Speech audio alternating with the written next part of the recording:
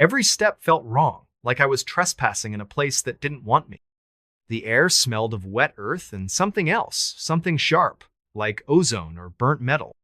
After what felt like an hour, I saw lights ahead. Not headlights, but a faint, flickering glow, like candles in a window. As I got closer, I realized it was a town or what was left of one. A cluster of buildings, half collapsed, their wooden facades rotting and streaked with moss. A faded sign read, "Welcome to Hollow Creek Est, 1883." The letters were barely legible, eaten away by time and weather. The street was empty, the buildings dark, except for that flickering light coming from what looked like a church at the far end. Its steeple leaned crookedly, like it might topple at any moment, but the windows glowed with a soft amber warmth. I don't know why I went toward it. Maybe it was the cold, or the hope of finding someone who could help. Maybe it was something else, something I couldn't name, pulling me like a hook in my chest. The church door was ajar, creaking softly in the wind. I pushed it open, the hinges groaning, and stepped inside. The air was thick with the smell of damp wood and something sweeter, like rotting fruit. Rows of pews stretched toward a cracked altar, where a dozen candles burned in a haphazard circle. Their flames didn't flicker, didn't waver, just burned steady and bright, casting long shadows that seemed to move on their own. And then I heard it again, the hum, louder now, rising and falling like a choir, singing in a language I couldn't understand. It wasn't coming from the altar or the pews. It was coming from the walls, the floor, the air itself. My skin prickled, every nerve screaming at me to run, but my feet wouldn't move. I was frozen, staring at the shadows, on the wall shadows that weren't mine. They were human-shaped, but wrong. Too tall, too thin, their edges blurry like they were drawn in smudged charcoal. They moved when I didn't, sliding along the walls, circling the room. The hum grew louder, more insistent, and I realized it wasn't a choir. It was voices dozens, maybe hundreds overlapping, whispering, chanting. Words I couldn't make out, but they filled me with a dread so deep it felt like my bones were turning to ice. I backed toward the door, my flashlight shaking in my hand, but the shadows followed, their movements jerky and unnatural. One of them stopped, its head tilting like the woman's had, and I swear I saw eyes white, empty, staring right through me. I turned and ran, the door slamming shut behind me, the hum chasing me into the rain. I don't know how long I ran. The town seemed to stretch forever, the buildings repeating, the street looping back on itself. My lungs burned, my legs ached, but I couldn't stop. The hum was everywhere now, in my head, in my chest, vibrating through my teeth. I stumbled into an alley, hoping to find a way out, but it was a dead end. Just a brick wall, slick with rain and covered in scratches deep. Jagged marks, like something had clawed at it for years. I turned to backtrack, but she was there. The woman in the pale dress, her hair hung over her face, but I could see her mouth now, stretched into a smile that was too wide, too wrong. Her lips didn't move, but I heard her voisinot with my ears, but inside my skull. "You heard us," she said, the words sharp and cold. "You came!" I tried to scream, but my throat was tight, my voice gone. She stepped closer, her dress dragging through the mud, and I saw her hands-long, thin fingers, too many of them, curling like spider legs. The hum surged, deafening now, and the shadows were behind her, dozens of them, their shapes twisting and merging into something I couldn't comprehend. I don't remember how I got away. One moment I was in the alley, the next I was back on the road, my car looming out of the rain like a lifeline. The engine started this time, roaring to life, and I floored it, the tires screaming as I sped away from Hollow Creek. The sign was gone when I looked back. No town, no church, just trees and rain and darkness. It's been 3 weeks since that night. I'm back in my apartment, but I haven't slept more than an hour at a time. The hum is still with me. It's faint, like a radio left on in another room, but it's there, always there. Sometimes I wake up and find scratches on my arms, shallow but precise, like someone's trying to write something I can't read. My girlfriend thinks I'm losing it, says I need to see a doctor, but I can't tell her what happened. I can't tell anyone. Last night, I found an old map in a thrift store, tattered and yellowed, dated 1890. I don't know why I bought it. But when I spread it out on my kitchen table, I saw it Hollow Creek, marked in faded ink, right where I'd been that night. I stared at it, my hands shaking, and that's when I noticed the note scrawled in the margin, in handwriting I didn't recognize. They sing to be heard. They sing to be found. I burned the map, threw it in the sink, and watched it curl into ash.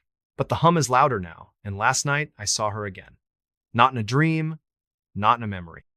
She was standing at the foot of my bed, her head tilted, her smile wide and wrong.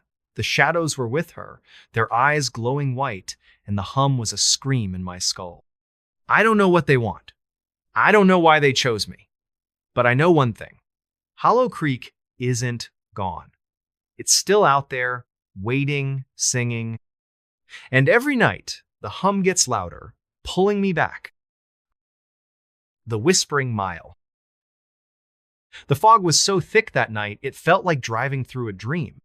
I was on my way back from a dead-end job interview in Eugene, Oregon, my pickup truck rattling along a forgotten stretch of Highway 17, a two-lane scar cutting through the Cascades. The radio was dead, the signal lost somewhere in the mountains, and my phone had been useless for hours, no bars, no GPS, just a blank screen mocking me. It was just me, the headlights, and the fog, curling like ghostly fingers around the pines. I was exhausted, my eyes burning, my hands tight on the wheel. That's when I saw Eat a Mile marker, rusted and crooked, glowing faintly in my high beams. Mile 13. I frowned. I'd driven this road before, or so I thought, and I didn't remember any mile markers out here. The number felt wrong, like it didn't belong. I shook it off, blaming the fog and my own tired brain, but as I drove on, the air grew heavier, the silence thicker. The fog seemed to pulse, like it was breathing, and I swear I heard something a faint whisper, like voices murmuring just beyond my hearing. I turned up the heat, trying to shake the chill creeping up my spine, but it didn't help. The whispers followed me, soft and insistent, weaving through the hum of the engine. 10 minutes later, I saw it again. Mile 13. Same rusted sign, same faded paint, same eerie glow. My stomach dropped. I hadn't turned around, hadn't hit a loop. The road was straight, or as straight as these mountain passes get. I slowed down, my heart thudding, and leaned closer to the windshield. The fog parted just enough to show the sign's edges, jagged and warped, like something had tried to claw it out of the ground. The whispers grew louder, not words, but a cadence, a rhythm that made my teeth ache. I floored the gas, the truck lurching forward, desperate to leave that sign behind. But the road seemed to fight me, twisting tighter, the pines closing in until their branches scraped the truck's sides like nails on a chalkboard. The headlights flickered, and for a split second, I saw something in the foga shape, tall and thin, standing just off the road. It wasn't human, not quite. Its limbs were too long, its head too small, and it moved wrong, like a puppet with half its strings cut. I blinked, and it was gone. But the whispers surged, filling the cab with a sound that wasn't sound, a pressure that squeezed my skull. Then the engine sputtered and died. The silence was a physical thing, heavy and suffocating, broken only by the soft patter of fog against the windshield. I turned the key, but the truck only clicked, lifeless. My phone was still dead, the screen reflecting my own wide-eyed stare.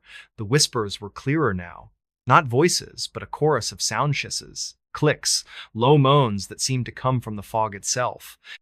I grabbed my flashlight from the glove box, its beam weak and trembling, and stepped out into the cold.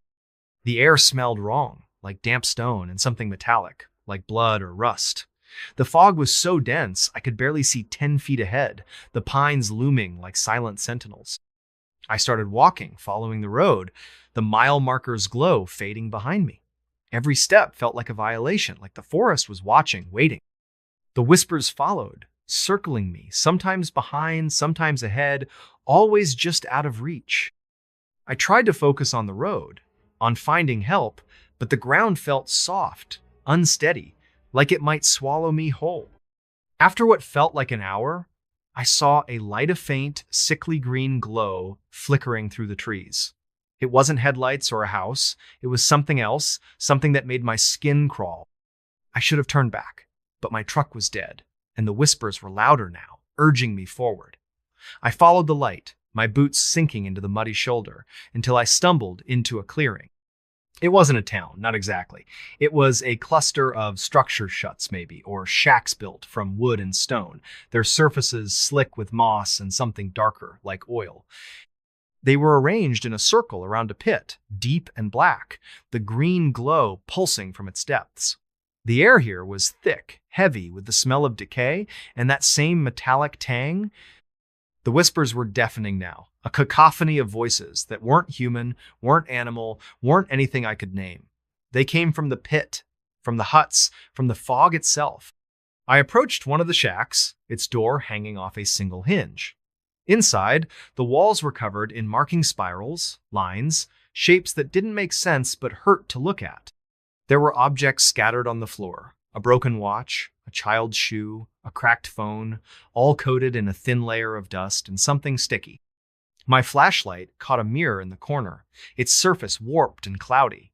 I looked into it, and for a moment, I didn't see myself. I saw something, a face that wasn't a face, eyes that weren't eyes, staring back with a hunger that made my blood run cold. I stumbled back, my flashlight dropping, the beam spinning wildly. The whispers surged, and I felt Ida presence, not behind me but around me, like the fog itself was alive. I ran, my boots slipping in the mud, the green glow pulsing faster, brighter. The shacks seemed to shift, their shapes blurring, the pit yawning wider as I passed. I don't know how I found the road again, but I did, my truck looming out of the fog like a ghost. I climbed in, slammed the door, and turned the key.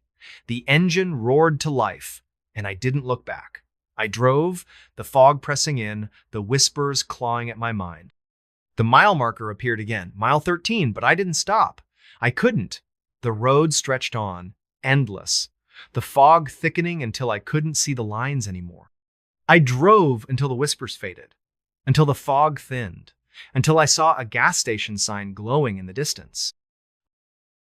It's been a month since that night. I'm back in my apartment, but nothing feels right. The whispers are still with me, faint but constant, like static in my brain. I don't sleep much. When I do, I dream of the pit, the green glow, the thing in the mirror. My hands shake when I hold a coffee mug, and sometimes I find marks on my skin-thin curving lines like the spirals on those walls. They fade by morning, but they're always back by night. I tried to find Highway 17 again to prove it was real, but it's not on any map. I drove the route last week, and there was no mile marker, no clearing, no shacks. Just trees and fog and silence. But yesterday, I found something in my truck, tucked under the passenger Sieta, piece of stone, smooth and cold, carved with a spiral that makes my eyes ache. I don't remember taking it. I don't remember a lot of things. Last night, I woke up to the whispers again, louder, closer. I turned on the light, and there it was in my wall, a shadow that wasn't mine. Too tall, too thin, its head tilted like it was listening. I blinked, and it was gone, but the whispers stayed, and so did the glow of faint green light seeping from under my bedroom door. I don't know what I found out there, on mile 13. I don't know what followed me home. But the whispers are growing louder, and every night they call me back to the fog, to the pit, to the thing that isn't a thing.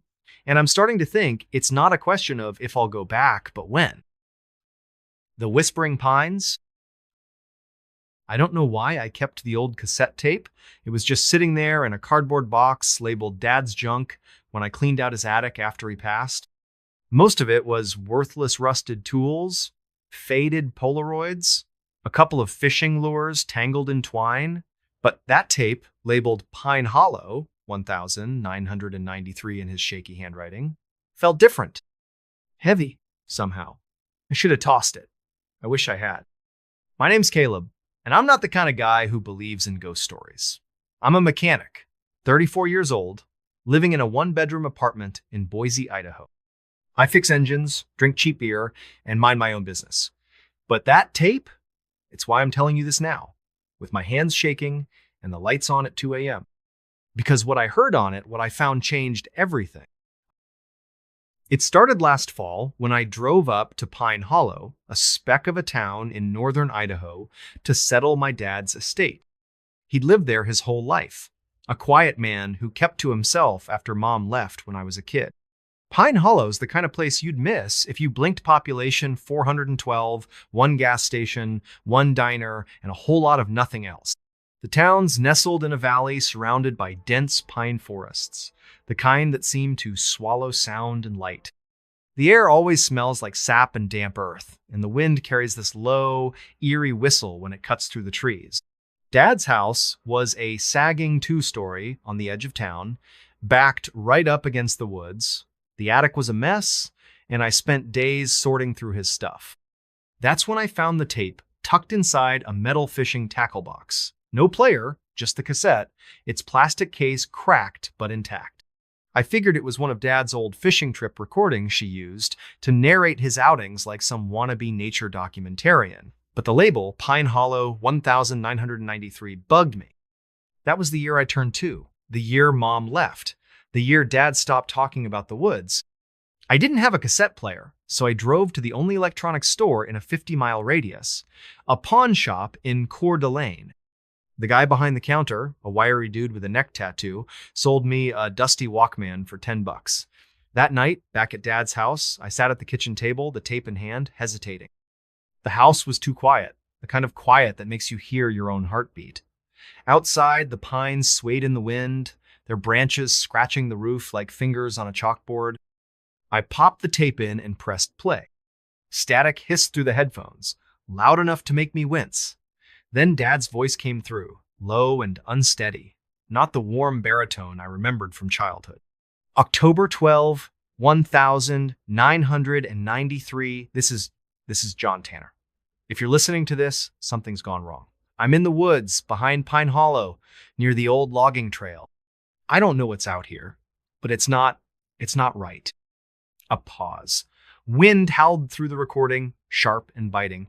Then a low, guttural hum, like a distant machine, but softer, almost alive. My skin prickled. It started 3 nights ago. I saw something out here, in the trees. Eyes, maybe. Too big to be a bear, too still to be human. I thought it was nothing, just my head playing tricks. But it's been following me. Watching. Last night, it got closer. I heard it whispering my name. The tape cut out for a second, then snapped back. Dad's voice was quieter now, like he was crouching, hiding. I'm leaving this here in case I don't make it back. If you find this, don't come looking for me. Don't go into the pines. The recording ended with a sharp click. I sat there, frozen, the Walkman still buzzing faintly in my ears. The kitchen felt colder, the shadows deeper. I glanced out the window, half expecting to see something staring back from the tree line.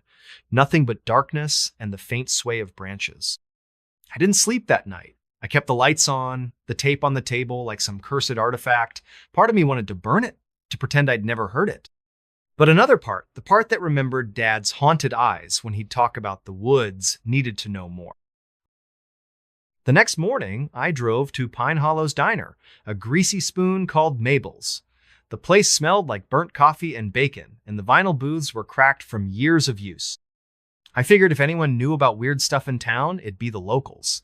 I sat at the counter, nursing a coffee, and struck up a conversation with the waitress, a woman in her 60s named Dot. She had a smoker's rasp and a no-nonsense stare. "You're John Tanner's boy, aren't you?" she said, refilling my mug without asking.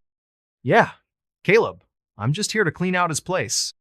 She nodded, her eyes flicking to the window toward the woods. "He was a good man, your dad. Kept to himself after 93. My pulse quickened.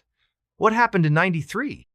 Dot's face tightened, like she'd said too much. She wiped her hands on her apron and leaned in, voice low. "Folks don't talk about it much. That was a bad year. People went missing, hikers mostly. Some said it was a bear, others said something else. Your dad was out in those woods a lot back then. Came back different, quieter. Did he ever say what he saw?" She shook her head. "Not to me, but you might ask old man Carver. He and your dad were tight back in the day, lives out on Route 17, last house before the highway." I thanked her and left, the tape burning a hole in my jacket pocket. The drive to Carver's place took me past fields of dying grass and rusted mailboxes. His house was a squat, weather-beaten cabin surrounded by junked cars and stacks of firewood. Carver himself was outside, splitting logs, a wiry old man with a face like crumpled leather. He squinted at me as I pulled up. "You John's kid?" he called, not breaking his swing. "Yeah, Caleb. Can we talk?" He set the axe down and gestured to a pair of lawn chairs by the porch. We sat, the air heavy with the smell of pine and motor oil. I told him about the tape, about Dad's voice, the hum, the warning. Carver listened, his eyes fixed on the horizon. "Your dad wasn't crazy," he said finally. "Something's been in those woods for a long time. Not a bear, not a wolf, something older. Folks around here call it the Whisperer." I felt a chill, despite the midday sun. "The Whisperer?" He nodded, spitting into the dirt. "Old stories, from before the town was even here. Loggers used to talk about it, something that lives in the pines, calls your name, draws you in. You hear it, you're marked. Most don't come back." "Did Dad see it?" Carver's eyes darkened. He saw something. 93 was when it got bad. 5 people went missing that fall. Hikers, couple of kids, no bodies, no tracks. Just gone. Your dad went out looking for one of them, a girl named Sarah Mills. He came back, spooked, wouldn't talk about it, stopped going into the woods after that. I swallowed hard, the tape's weight pressing against my chest. "What do I do with this? The tape, I mean." Carver leaned forward, his voice barely above a whisper. "Burn it. Stay out of the pines. Whatever's out there, don't forget." I didn't burn the tape. I couldn't. It was like a splinter in my mind, digging deeper every time I thought about it. That night, I sat in Dad's living room, the Walkman in my lap, replaying the recording. The hum, the wind, Dad's spirit was all so vivid, like I was there with him. I kept thinking about what Carver said. The Whisperer. It sounded like a campfire story, but Dad's voice, that wasn't a story. That was real. Against every shred of common sense, I decided to go into the woods. I had to know what Dad saw, what scared him so bad he never spoke of it. I waited until dawn, when the light felt safer, and packed a backpack with a flashlight, water, a hunting knife, and the tape. The old logging trail Carver mentioned was still there, a faint dirt path snaking into the forest behind Dad's house. The pines loomed overhead, their branches knitting together to block out the sky. The air was thick with the scent of resin and decay, and every step crunched on a carpet of needles. The trail was overgrown, barely visible in places. I followed it for maybe an hour, my boots sinking into the soft earth, my breath fogging in the chill. The forest was quiet, too quiet. No birds, no squirrels, just the occasional creak of a tree in the wind. I kept my eyes on the ground, looking for anything a footprint, a broken branch, a sign Dad had been here. Nothing. Then I heard it. A hum, low and steady, like a generator buried underground. My heart stuttered. It was the same sound from the tape, but clearer, closer. I froze, straining to listen. The hum seemed to pulse, rising and falling like a heartbeat. It wasn't coming from any one direction, it was everywhere, vibrating through the trees, the ground, my bones. "Caleb." "My name," whispered soft as a breeze. I spun around, knife in hand, but there was nothing. Just pines, stretching, endless and dark. My pulse hammered in my ears, and for a second I thought I saw something, a shadow, tall and thin, flickering between the trees. But when I blinked, it was gone. I should have turned back. Every instinct screamed at me to run. But I kept going, deeper into the woods, the hum growing louder, the air heavier. The trail petered out, leaving me in a clearing ringed by ancient pines, their trunks gnarled and twisted like they'd been screaming for centuries. In the center was a pile of stones, moss-covered and uneven, like a makeshift altar. Scratched into one of the stones was a Symbol spiral with jagged lines radiating out, like a sun with broken rays. The hum was deafening now, a low throb that made my teeth ache. I knelt by the stones, my hands shaking as I brushed away the moss. Beneath it, carved into the rock, was a name, Sarah Mills. My stomach dropped. The girl Carver mentioned, the one Dad went looking for. There were other names too, half erased by time. Thomas Reed, 1978. Ellen Carter, 1965. James Holt, 1952. dozens of them etched into the stones like a memorial or a warning. Caleb. The whisper came again, closer this time, right behind me. I stumbled back, my knife slipping from my sweaty grip. The air felt wrong, like it was pressing down on me, thick and suffocating. I grabbed my flashlight and swung it around, the beam cutting through the gloom. Nothing, just trees and shadows and that goddamn hum. Then I saw it. At the edge of the clearing, half hidden by a pine, was a figure, tall, impossibly thin, its limbs bent at wrong angles, like a marionette with cut strings. Its face, if it had one, was lost in shadow, but I could feel it watching me, its gaze heavy and cold. My flashlight flickered, the beam stuttering, and in that split second, the figure was gone. I ran. I don't know how long or how far, branches clawing at my face, my breath ragged in my throat. The hum chased me, louder with every step, and my name echoed through the trees, over and over, in a voice that wasn't human. I didn't stop until I stumbled out of the woods, back onto Dad's property, the house looming like a lifeline. I locked the door, barricaded it with a chair, and sat there, panting, the knife clutched to my chest. I didn't leave the house for 2 days. I kept the lights on, the curtains drawn, the tape locked in a drawer. Sleep came in fits, broken by nightmares of spiraling symbols and eyeless faces. Every creak of the house, every gust of wind, sounded like my name being whispered. I called a realtor and told her to sell the place as is. I didn't care about the money, I just wanted out. But the tape, I couldn't leave it behind. On my last day in Pine Hollow, I drove to Carver's house, the cassette in my pocket. He was on his porch, whittling a piece of wood into something shapeless. I told him what I'd seen, what I'd heard. He didn't look surprised. "You saw it," he said, not a question. "The Whisperer." "What is it?" My voice cracked, and I hated how small it sounded. Carver set his knife down, his eyes distant. "No one knows. Some say it's a spirit tied to the land. Others say it's older, something that was here before the trees, before the people. It takes what it wants. Marks you, calls you, pulls you in. Your dad got away, but most don't." "Why didn't he tell me?" Carver sighed. "He wanted to protect you. Thought if he stayed quiet, it'd leave you alone. But you went looking. You heard it call your name." I handed him the tape. "Burn it, please." He took it, his fingers brushing mine, and nodded. I drove back to Boise that night, the rearview mirror empty, but my nerves screaming. I kept checking, expecting to see that figure in the road, its broken limbs swaying. It never came. That was 6 months ago. I'm back in Boise, back to fixing cars, back to my routine, but it's not the same. I don't sleep much. I keep the TV on at night, drowning out the silence. Sometimes, when the wind blows just right, I swear I hear that hum, faint and far away. Sometimes, in the quiet moments, I hear my name. I checked online, trying to find anything about Pine Hollow, about the missing people. There's nothing, just a few articles about hikers lost in the 90s, no details, no follow-up. The town's barely a blip on the map. I called Carver last week, but his phone's disconnected. I don't know if he burned the tape. I don't know if it matters. Last night, I found something in my apartment, tucked behind the couch. A cassette tape, cracked plastic case labeled Pine Hollow 1993. I don't know how it got there. I don't want to know. I locked it in a drawer, but I can still hear it, even now as I type this.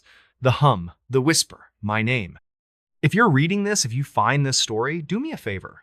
Stay out of the pines. The hollow beneath. I don't tell this story to scare people. I tell it because I need someone to believe me. My name's Hannah, and I'm 29, a nurse who moved to Black Creek, Montana, 2 years ago for a job at the county clinic. Black Creek's a nowhere town, population 600, surrounded by endless wheat fields and a single stretch of forgotten highway. The kind of place where the sky feels too big and the nights too dark. I thought it'd be quiet, a fresh start after a bad breakup. But what happened last winter, what I found under that gas station, changed me. I don't sleep anymore. I don't trust silence. It started with a patient, an old man named Amos Reed. He came into the clinic one November evening, shivering in a threadbare coat, his eyes wild and bloodshot. His hands were raw, like he'd been digging in frozen dirt. I was working the night shift alone, the fluorescent lights buzzing overhead, the air thick with the smell of antiseptic and stale coffee. Amos wouldn't sit still, kept muttering about the hollow and the voices under the pumps. I figured he was drunk or off his meds. Black Creek had its share of eccentrics, but his fear was real, raw, like he'd seen something that broke him. "They're down there, Hannah," he whispered, grabbing my wrist with surprising strength. His nails dug into my skin, leaving crescent-shaped marks. "Under the gas station on Route 12, they talk to me when I fill up my truck. They know my name." I humored him, checked his vitals, and sent him home with a referral to a psych in Billings. But his words stuck with me, burrowing into my thoughts like a splinter. The gas station, he mentioned, was the only one in town, a rundown Texaco with flickering neon signs and pumps so old they creaked when you used them. I passed it every day on my way to work, its cracked pavement and peeling paint a constant in Black Creek's gray landscape. I'd never thought much of it until Amos. A week later, I heard he was dead. Found in his truck off Route 12, engine still running, his eyes wide open and his hands clutching the wheel. The coroner called it a heart attack, but the sheriff's deputy who came by the clinic said something else. "No marks on him," he told me, his voice low. But the way he looked, like he saw something he couldn't unsee. I tried to shake it off. Small towns breed rumors, and I wasn't the type to buy into ghost stories. But that night, driving home past the Texaco, I slowed down. The station was dark, the pumps standing like silent sentinels under the sodium lights. The air felt heavy, like a storm was coming, though the sky was clear. I don't know why I stopped. Curiosity, maybe? Or something else. Something I can't explain. I pulled into the lot, my headlights cutting through the darkness, and sat there, engine idling, staring at the pumps. That's when I heard it. A low, rhythmic thrum, like a heartbeat pulsing through the ground. It wasn't loud, but it was wrong, like it didn't belong in the world. My skin prickled, and for a moment, I thought I saw something move near the pump's shadow. Too tall, too thin, gone when I blinked. I told myself it was the lights playing tricks, but my hands were shaking as I drove away. How? I couldn't let it go. Amos's words, the thrum, the shadow, they haunted me. The next night, I went back. It was stupid, I know, but I needed answers. I parked behind the station, where the lot backed up to a field of dead grass, and grabbed a flashlight and a crowbar from my trunk. The station was closed, the windows dark. The only sound, the faint hum of the neon sign flickering Texaco in red and white. The air smelled of gasoline and something sour like rotting leaves. The pumps stood in a row, their hoses coiled like snakes. I walked to the one farthest from the station, where Amos said he'd heard the voices. The thrum was there again, stronger now, vibrating through my boots. I knelt down, shining my flashlight on the concrete slab beneath the pump. It looked ordinary, cracked and stained, but there was a seam, a faint outline of a trap door, barely visible under years of grime. My heart pounded. I shouldn't have been there. I should have called someone, anyone. But I wedged the crowbar into the seam and pried. The slab gave way with a groan, revealing a rusted metal hatch, maybe 3 feet square. The thrum was louder now, a deep, bone-rattling pulse. I hesitated, my breath fogging in the cold, then pulled the hatch open. A wave of damp, earthy air hit me, carrying the stench of mildew and something metallic, like old blood. Below was a ladder, its rungs slick with condensation, descending into darkness. I don't know what possessed me to climb down. Maybe it was the same thing that made Amos keep going back. The ladder creaked under my weight, and the thrum grew louder, echoing in my chest. My flashlight beam barely cut through the dark, illuminating rough stone walls that glistened with moisture. The air was thick, oppressive, like breathing through a wet cloth. At the bottom, maybe 20 feet down, was a tunnel, narrow and low, carved into the earth. The walls were uneven, etched with strange symbol spirals, jagged lines, shapes that hurt to look at too long. The thrum was deafening now, a living thing that pulsed in time with my heartbeat. I followed the tunnel, my flashlight shaking in my hand, the crowbar heavy in the other. The air grew colder, the smell of blood stronger. The tunnel opened into a chamber, maybe 30 feet across, its ceiling lost in shadow.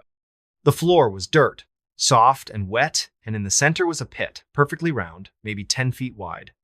The thrum came from there, a deep, unending drone that made my teeth ache. I edged closer, my flashlight beam trembling. The pit was deep, too deep for the light to reach the bottom. But there was something down there movement, faint and fluid, like oil shifting in water. And then I heard it. My name, Hannah. A whisper, soft and dry, like leaves scraping stone. It didn't come from the pit. It came from behind me. I spun around, my flashlight catching nothing but empty air. The chamber felt smaller, the walls closer, like they were breathing. Hannah. The whisper came again, from the left now, then the right, circling me. My pulse roared in my ears, and I backed toward the tunnel, my crowbar raised. The shadows moved, not like a person, not like anything I could name, just shapes, tall and wrong, flickering at the edge of my light. I ran. The tunnel seemed longer going back, the symbols on the walls pulsing in time with the thrum. My flashlight flickered, the beam stuttering, and the whispers followed, my name over and over, in voices that weren't humansome, deep and guttural, others high and sharp, like children but cruel. I climbed the ladder, my hands slipping on the rungs, the crowbar clattering into the dark below. When I reached the hatch, I slammed it shut and dragged the concrete slab back into place, my arms burning with the effort. I didn't stop running until I was in my car, doors locked, engines screaming as I tore out of the lot. The thrum faded, but the whispers didn't. They followed me home, faint and distant, echoing in my head as I locked every door and window, drew the curtains, and sat on my couch clutching a kitchen knife. I didn't go to work the next day, or the day after. I called in sick, my voice shaking as I lied about the flu. I couldn't tell anyone what I'd seen, what I'd heard. They'd think I was crazy, like Amos. But I wasn't crazy. I knew what was down there. Something old, something that knew my name, something that wanted me to come back. I tried to research the gas station, the town, anything that could explain it. Black Creek's records were sparse, but I found a mention in an old newspaper clipping from 1957 buried in the library's microfiche. A construction worker had gone missing while installing the station's fuel tanks. No body, no trace, just a note that the ground was unstable and the project was delayed. Another article from 1972 mentioned a string of disappearance struckers, mostly last seen at the Texaco. The locals called it bad luck. I knew better. I went back to the station one last time, in broad daylight, because I needed to know it was real. The hatch was still there, the concrete slab undisturbed, but the seam was tighter, like someone or something had sealed it. The thrum was gone, the air still. I didn't dare open it again. I poured salt around the pumps, a trick my grandma swore by, and left. That was 3 months ago. I quit my job, moved to Missoula, tried to start over. But it's not over. The whispers come at night, faint but clear, my name slipping through the walls of my apartment. I've seen shadows outside my window, too tall, too thin, gone when I turn on the light. Last week, I found dirt under my fingernails, black and wet, like the soil from that chamber. I don't remember digging. I drive a different route now, avoiding highways, avoiding gas stations. But I know it's still out there, under Black Creek, under the pumps, waiting. It knows my name. It knows I found it. And it's patient. If you're ever in Black Creek, filling up at that old Texaco, listen close. If you hear a thrum, a whisper, your name in the dark run, don't look back. Don't go down. The Lantern Road. I never believed in places that could watch you. Not until I found the Lantern Road. My name's Caleb Hart, a surveyor for a land development company sent to scout a forgotten stretch of land in northern Maine. The job was simple: map an old logging route for a potential resort. The client provided coordinates and a single instruction: follow the lanterns. I thought it was a quirky way to mark the trail, nothing more. But the moment I stepped onto that road, I knew I'd walked into something wrong, something that had been waiting. It started with a phone call from my boss, Karen, late on a Friday. She sounded rushed, her voice clipped. "Caleb, we got a rush job. Some rich guy wants a survey of a plot near Millinocket. Old logging road, unmarked, no name. Locals call it the Lantern Road. You're the only one free. Can you be there by morning? I wasn't thrilled. Millinocket was a 6-hour drive from my place in Bangor Butt. The pay was double, and I needed the cash. She emailed me the coordinates and a grainy photo of a dirt path lined with rusted lanterns. Their glass cracked, their frames twisted.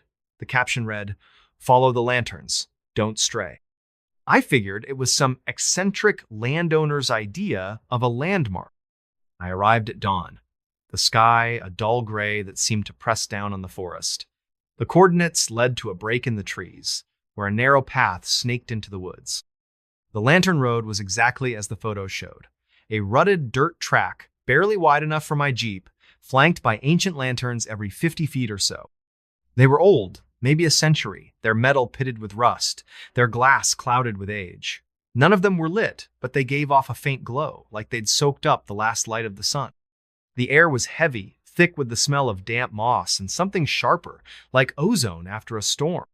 My boots sank slightly into the soft earth, and the silence was absolute tenno birds, no rustle of leaves, just my own breathing, loud in my ears. I slung my survey gear over my shoulder and started walking, GPS in hand, marking the path's boundaries. The lanterns were my guide, their eerie glow cutting through the morning fog. At first, it was routine. Measure distances, note elevations, snap photos. But the deeper I went, the more the road felt alive. The lanterns seemed to shift when I wasn't looking, their positions slightly off from where I'd marked them. My GPS flickered, the screen glitching, showing me miles from where I knew I was. I chalked it up to bad reception, but my skin prickled, like I was being watched from the trees. By noon, I'd gone maybe a mile when I found the first anomaly. A lantern, unlike the others, was pristine, its glass clear, its frame gleaming as if polished. It hung from a gnarled oak, and inside it burned a flame, small but steady, casting a warm, golden light. I stopped, my breath catching. There was no fuel source, no wick, just a flame floating in the air. I reached out, my fingers inches from the glass, and felt a pulse, like a heartbeat, thrumming through the lantern. My head swam, a low hum filling my mind. Not a sound, but a sensation, like static crawling under my skull. I backed away, my heart pounding, and kept going, telling myself it was just fatigue, a trick of the light. The road grew stranger the further I walked. The lanterns multiplied, clustering closer together, their glow brighter, almost blinding in the dim forest. The trees leaned inward, their branches knitting together overhead, forming a tunnel of green and shadow. The air grew colder, the ozone smell stronger, stinging my nose. I started hearing things whispers. Not words, but fragments, like half-remembered conversations. They came from the lanterns, their flames flickering in time with the sounds. Caleb, stay, see. My name, woven into the murmurs, made my stomach lurch. I checked my GPS again, but it was useless, the screen frozen on a blank grid. I don't know when I noticed the footprints. They were in the dirt beside the path, faint but clear, matching the tread of my boots. But I hadn't walked there. I'd stayed on the road, following the client's instructions. Don't stray. The prints led into the trees, disappearing into the underbrush. I told myself it was another hiker, maybe a hunter, but the forest was too quiet, too empty. I kept moving, faster now, my survey notes forgotten. The whispers grew louder, more insistent, and the lantern's flames pulsed, their lights strobing in a way that made my head throb. At dusk, I reached a clearing. The road ended abruptly, the lanterns forming a circle around a patch of bare earth. In the center stood a single lantern, larger than the others, its flame a deep, unnatural blue.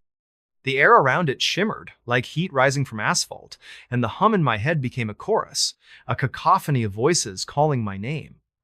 I dropped my gear, my hands shaking, and approached the lantern. Up close, I saw it wasn't empty. Inside the flame, shapes moved faces, distorted and fleeting, their mouths open in silent screams. I recognized one, impossibly. My father, who died when I was a kid, his eyes wide with terror. I stumbled back, my breath ragged, and that's when I saw her, a woman standing at the edge of the clearing, her face hidden in shadow. She wore a long coat, tattered and gray, and her hands were clasped in front of her, holding something I couldn't see. The whispers stopped, the air still, as she stepped forward. Her voice was soft, almost tender, but it carried a weight that made my knees buckle. "You followed the lanterns," she said. "You always do." I tried to speak, to ask who she was, what this place was, but my throat was dry, my words stuck. She moved closer, her face still obscured, and I saw what she held. A lantern, identical to the one in the center, its flame blue and writhing. "They want to show you," she said, her voice curling into my thoughts. "Look."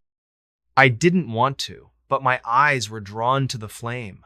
The faces were clearer, now men, women, children, their expressions shifting from fear to anguish to something like ecstasy.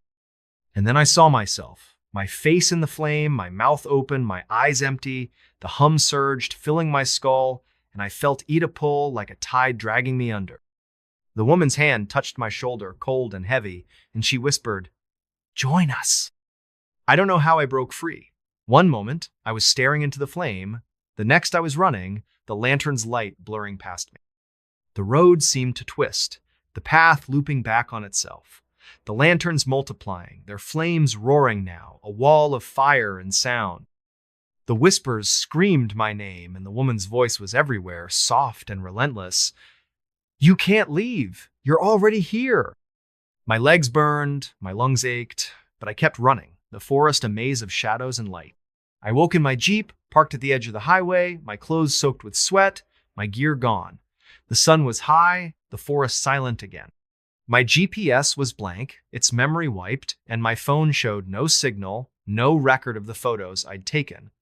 I drove back to Bangor, not stopping until I reached my apartment. I told Karen I'd gotten sick, couldn't finish the job. She didn't push, but her voice was strange, distant, like she knew I was lying. I tried to forget the lantern road, but it's in me now. At night, I hear the hum, faint but growing, and I see the lanterns in my dreams, their flames flickering behind my eyes. I've found scratches on my arms, thin and precise, like they were carved by something sharp and deliberate. Last week, I found a lantern on my doorstep, small and rusted, its flame burning softly. I didn't touch it, but I heard her voice, the woman's whispering from inside, "You'll come back." I've moved twice since then, but the hum follows and the lanterns keep appearing in my porch, in my car, outside my window. I don't know what they are or what they want, but I know they're not done with me. If you're ever in Maine, if you see a dirt road lined with lanterns, don't follow them. Don't look at the flames. Because once you do, the road doesn't let you go. The hollow bell. The bell rang at 3:17 a.m. A single low chime that echoed through the empty streets of Coldwater, Montana, and woke me from a dead sleep. I'm Theo Grant, a mechanic by trade. Not the kind of guy who spooks easily, but that sound it wasn't right. It came from the old church at the edge of town, a sagging relic no one stepped foot in since the 80s. The bell shouldn't have rung. Its clapper was long gone, stolen, or rusted away, and the church was boarded up, left to rot in the shadow of the Bitterroot Mountains. I lay in bed, my heart pounding, waiting for another chime. It didn't come. Just silence, thick and heavy, like the town was holding its breath. Coldwater's the kind of place where nothing happens.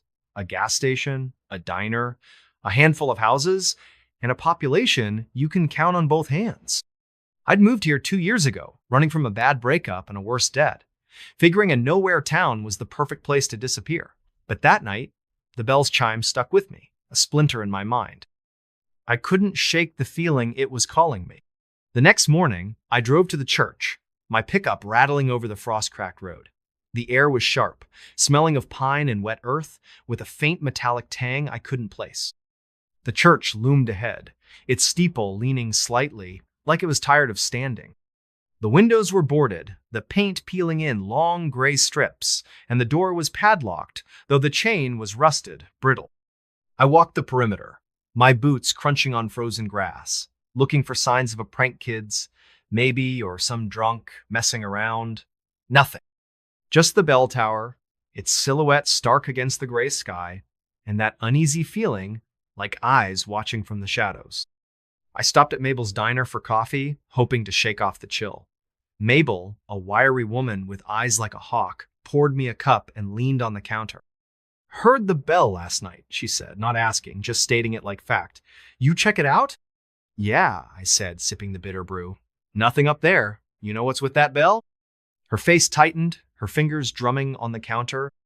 "Folks say it rings when someone's marked." Old story, not worth repeating. She turned away, busying herself with a coffee pot, but I caught the flicker of fear in her eyes. I pressed her, but she clammed up. And the other regular sand old man, named Gus, and a trucker passing through weren't any help. Gus just muttered about bad winters and went back to his eggs. The trucker shrugged, his eyes darting nervously. "Heard it too, huh? Stay away from that place, Theo.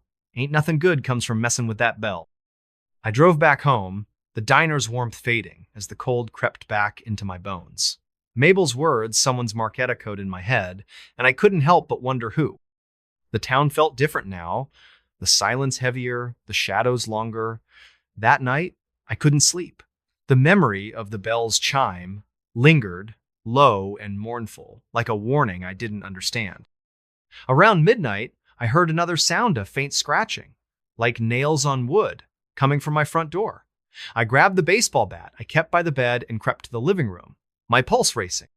The scratching stopped as I approached, but when I opened the door, there was nothing, just a single mark on the frame, a thin, deliberate scratch, like someone had dragged a knife across it. The next day, I went back to the church, this time with tools. The padlock on the door gave way with a quick pry, and I stepped inside, the air thick with dust and the sour smell of decay. The pews were splintered, the hymnals moldy, their pages stuck together. I climbed the rickety stairs to the bell tower, my flashlight cutting through the gloom. The bell was there, massive and tarnished, its surface etched with strange symbol spirals, jagged lines, shapes that seemed to shift when I looked too long. There was no clapper, just as I'd thought, but the inside of the bell was smooth, polished, like it had been cleaned recently. On the floor beneath it was a small pile of ash, still warm, smelling faintly of something sweet and rotten. I took photos, my hands shaking, and sent them to a friend, an amateur historian named Rachel. She called me an hour later, her voice tight. "Those symbols aren't random, Theo. They're old, pre-Christian, maybe older. Found on stones around here, tied to stories about the land choosing people. The bell, it's not just a bell, it's a signal. You need to leave." I laughed it off, told her she'd been reading too many ghost stories. But that night, the bell rang again. 3:17 a.m., one chime, deep and resonant, vibrating in my chest. I didn't go back to the church. Instead, I searched the house, looking for more scratches. I found them on the windowsills, the back door, even the mirror in my bathroom. Each one was identical, precise, like a signature. I didn't sleep. The next morning, I went to the town library, a cramped room in the community center with books older than me. I dug through local history, finding scraps about Coldwater's past. The church was built in 1883 on land the native tribes avoided, calling it hollow ground. There were stories of disappearance as loggers, settlers, kids going back centuries, all linked to the church, all after the bell rang. The most recent was a hunter, vanished last spring, his rifle found under the bell, surrounded by ash. The article called it a suicide, but the details didn't add up. No body, no note, just the ash and those same strange symbols carved into the stock of his gun. I started noticing things in town. The way people avoided my eyes, the way conversations stopped when I walked into the diner. Gus, the old man, cornered me outside the gas station, his breath sour with whiskey. "You heard it twice now," he said, his voice low. "It don't ring for everyone. You stay, it'll ring again." And then he trailed off, his hands trembling, and walked away. That night, the scratching came again. Louder, more insistent, moving from the door to the walls, like something circling the house. I turned on every light, checked every window, but saw nothing. Just more scratches, deeper now, some forming patterns that matched the symbols on the bell. I called Rachel again, and she sent me a scanned page from an old journal written by a preacher in 1890. He described the bell ringing on its own, calling people to the church where they'd join the hollow. He wrote of a presence in the ground, something that listened and chose, something that fed on those who answered its call. His last entry was a single line, "It knows my name." I decided to leave, packed a bag, filled my truck with gas, and planned to drive to Missoula by dawn. But the bell rang again, 3:17 a.m., and this time the scratching was inside the house. I grabbed my bat, my flashlight, and searched every room. Nothing. But the mirror in my bathroom was uncovered, and in it my reflection wasn't right. My face, but not my expression. My mouth was moving, whispering words I couldn't hear, my eyes too dark, too empty. I smashed the mirror, the glass shattering, but the whispering didn't stop. It was in my head now. My name over and over. Theo, come. I drove to the church, not knowing why, only that I had to. The door was open, the padlock gone. Inside, the air was cold, thick with that sweet rotten smell. The bell tower was lit, not by my flashlight, but by a faint glow from the bell itself, its cymbals pulsing with a sickly light. I climbed the stairs, my legs heavy, like wading through water. The bell was ringing. Not a chime, but a low, continuous hum, vibrating in my bones. Beneath it, the ash pile was larger, and in it, I saw fragments bone, cloth, a watch with a cracked face, stopped at 3:17. I don't know how long I stood there, staring at the bell, the hum filling my mind, drowning out my thoughts. Faces appeared in the shadows, people I didn't know, their eyes hollow, their mouths moving in sync with the hum. They weren't there, not really, but I felt them, their presence pressing against me, urging me to stay. I saw my own face among them, not a reflection, but me, standing in the tower, my hands covered in ash. I ran. The road out of Coldwater was empty, the mountains looming like sentinels. My truck's engine sputtered, but I kept driving, the hum fading but never gone. I'm in Missoula now, crashing in a cheap motel, but the scratches keep appearing on my door, my car, my skin. They're faint, but they're there, forming those same symbols.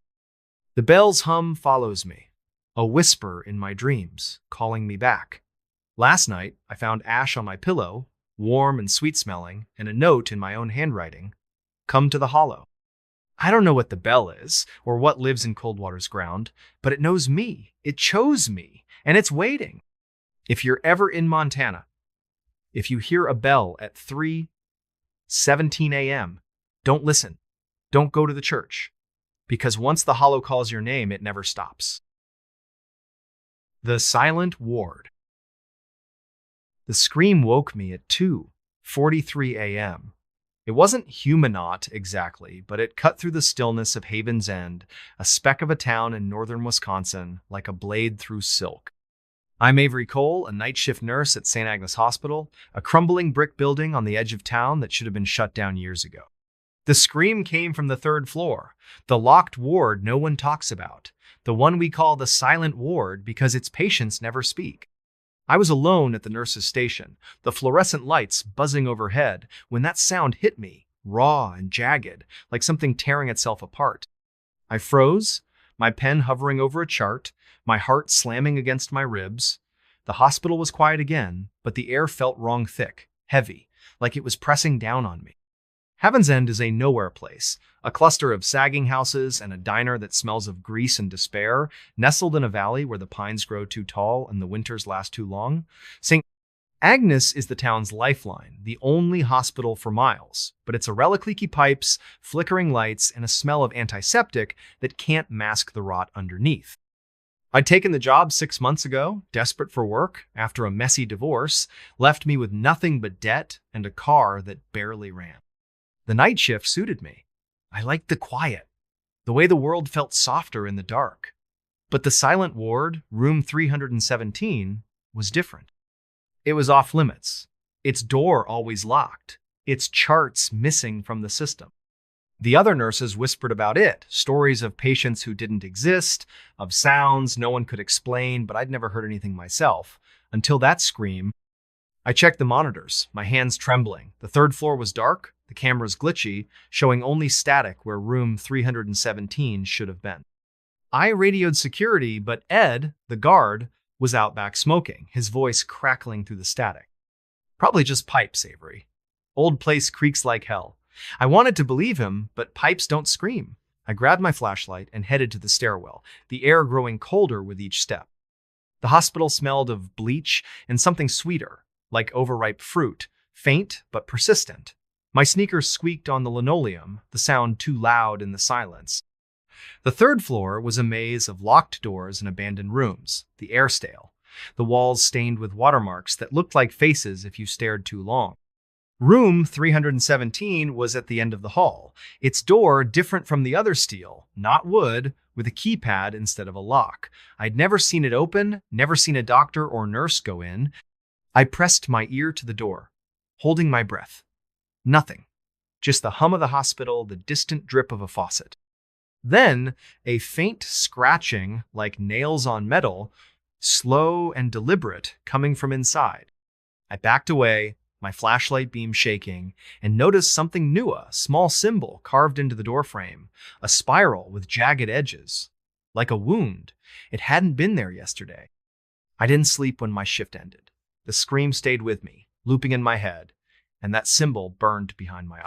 I drove to the diner, the only place open at 6 a.m., and asked Margie, the waitress, about the hospital. She'd lived in Haven's End her whole life, her face lined like old leather. "St. Agnes ain't right," she said, pouring me coffee that tasted like tar. "Built on bad land. Folks used to say the ground there listens." She wouldn't say more, just shook her head and muttered about keeping your distance. I couldn't let it go. That afternoon, I went to the town library, a cramped room in the community center with books that smelled of mildew. I found a history of Haven's End, a thin volume from the 70s. St. Agnes was built in 1910 on land donated by a reclusive family, the Harts, who'd vanished by 1920. There were stories of strange illnesses, patients who went mad, doctors who quit without explanation. The silent ward was mentioned once, in a footnote, room 317, reserved for special cases, closed to staff. No details, just a warning, do not enter without clearance. The book also mentioned the symbol I'd seen warding mark, tied to old stories about the land choosing people to speak for it. Back at the hospital that night, the air felt heavier, the lights dimmer. I checked the third-floor cameras again, but they were still static, a gray snowstorm where room 317 should be. I avoided the ward, sticking to my rounds, but the scratching started again, louder, coming through the walls. Patients complained of nightmarish shadows in their rooms, voices whispering their names. Mrs. Keller, an elderly woman in room 204, grabbed my arm as I adjusted her for. "It's singing," she whispered, her eyes wide. "Up there, in the quiet place. Don't listen, Avery." I brushed it off, told her it was the meds, but her words stuck with me, a cold knot in my stomach. Around 2 a.m., I found a note on the nurse's station, slipped under a chart. It was in my handwriting, but I hadn't written it. "Go to 317. It's waiting." My blood ran cold. I tore the note up, my hands shaking, and threw it in the trash. But the scratching grew louder, more insistent, and the lights flickered, plunging the hall into darkness for a split second. When they came back on, the trash can was empty, the note gone. I couldn't ignore it anymore. I took the stairs to the third floor, my flashlight cutting through the gloom. The hall was colder than before, the air thick with that sweet rotten smell. The symbol on room 317's door was deeper now, the spiral glistening like it was wet. I tried the keypad, punching in random codes, but it wouldn't budge. The scratching stopped, replaced by a low hum, like a choir tuning up, coming from inside. "My name?" whispered soft and slow. "Avery. Come." I backed away, my heart hammering, and ran back to the station. I called Ed, but his radio was off. I tried the hospital's main line, but it was dead, just static and a faint hum that matched the one in my head. I searched the records room, looking for anything on room 317. Most of the files were missing, but I found a locked drawer in the back, its key taped under the desk. Inside was a single folder labeled Ward 317 Restricted. It held patient logs, but the names were redacted, replaced with numbers. Patient 12, admitted 1,943, non-responsive, transferred to 317. disappeared. Patient 27, admitted 1,968, heard voices, transferred to 317, no record of discharge, dozens of entries, all the Semino outcomes just gone. The last page was a photo, grainy and old, showing a nurse standing in front of room 317's door, her face blurred, the spiral symbol carved into her hand. I didn't sleep after my shift. I drove to Missoula, to a friend's house, needing distance, needing answers. Rachel, my historian friend, met me at a coffee shop, her laptop open to scans of old documents. St. Agnes was a dumping ground, she said, her voice low. People who didn't fit mental cases, drifters, anyone the town didn't want, they sent them to 317. No one came back. The Harts, the family who built it, they believed the land was alive, that it needed voices to speak through. That symbol you saw, it's in their journals. They called it a key. I told her about the scream, the hum, the note. Her face paled. Get out of Haven's End, Avery. That place, it's not just haunted, it's hungry. I went back, not because I wanted to, but because I couldn't stay away. The hum was in me now, a constant drone, pulling me back to the hospital. That night, the third floor was different. The lights were out, the hall lit only by a faint glow from under room 317's door. The scratching was gone, but the hum was louder, a song without words, weaving through my thoughts. I found another note on the station, in my handwriting again. Open the door. This time, I didn't tear it up. I walked to room 317, my flashlight trembling, the spiral symbol glowing faintly, like it was alive. The keypad beeped, accepting a code I didn't know, 243, the time I'd heard the scream. The door clicked open, revealing a room that shouldn't exist. It wasn't a hospital room, no bed, no equipment, just a bare concrete floor and walls covered in spirals, hundreds of them pulsing with that same sickly light. In the center was a hole, a jagged pit in the floor, the hum pouring out of it like a living thing. I saw shapes in the dark faces, hands, eyes watching me, their mouths moving, singing my name. I don't know how long I stood there, the hum filling my mind, drowning out everything. I saw myself in the pit, my face among the others, my voice joining the song. A hand touched my shoulder, cold and heavy, and a voice whispered, "You're home." It wasn't human, not anymore, but it knew me, knew everything about me. I screamed, or thought I did, and ran, the door slamming shut behind me. I left Haven's End that morning, my car packed with what little I owned. I'm in Minneapolis now, crashing on Rachel's couch, but the hum follows me. It's quieter, but it's there, in my dreams, in the silence between heartbeats. I find spirals everywhere on my apartment door, in the margins of my notebooks, etched into my skin when I wake up. Last night, I found a chart in my bag, one I didn't write. Patient 84, Avery Cole, admitted to 317, singing, "I don't know what lives in St. Agnes, or what it wants, but it's not done with me." If you're ever in Haven's End, if you hear a scream at 2:43 a.m., don't go to the third floor. Don't open the door. Because once the silent word calls you, it never lets you go. The door at the end of the hall. The knocking woke me at 3:13 a.m. 3 sharp raps, deliberate and slow, coming from the door at the end of the hall in my new apartment in Black Hollow, Vermont. I'm Riley Kane, a graphic designer who'd fled Boston after a burnout left me hollowed out, chasing cheap rent and solitude in a town so small it barely registered on a map. The apartment was a Stila second-floor flat in a sagging Victorian house, its paint peeling like old skin, its windows rattling in the October wind. The landlord, a wiry man named Mr. Harrow, had handed me the keys with a warning, "Don't bother with the door at the end of the hall. It's locked. Always has been." I'd nodded, too tired to care, but that night, the knocking changed everything. The sound wasn't loud, but it was wrong precise, too measured, like someone was testing the door's strength. I lay in bed, my heart thudding, staring at the ceiling where shadows danced in the moonlight. The apartment was quiet otherwise, the kind of quiet that feels alive, pressing against your eardrums. I waited, breath held, for another knock. Nothing. just the faint creak of the old house settling, or so I told myself. But sleep wouldn't come. The air felt thick, heavy with the smell of dust and something sharper, like wet iron. I got up, my bare feet cold on the hardwood, and crept to the hallway. The hall was narrow, its wallpaper faded to a sickly yellow, curling at the edges. At the far end, maybe 20 feet away, was the door Mr. Harrow had mentioned plain wood, no knob, just a rusted keyhole and a faint crack running down its center.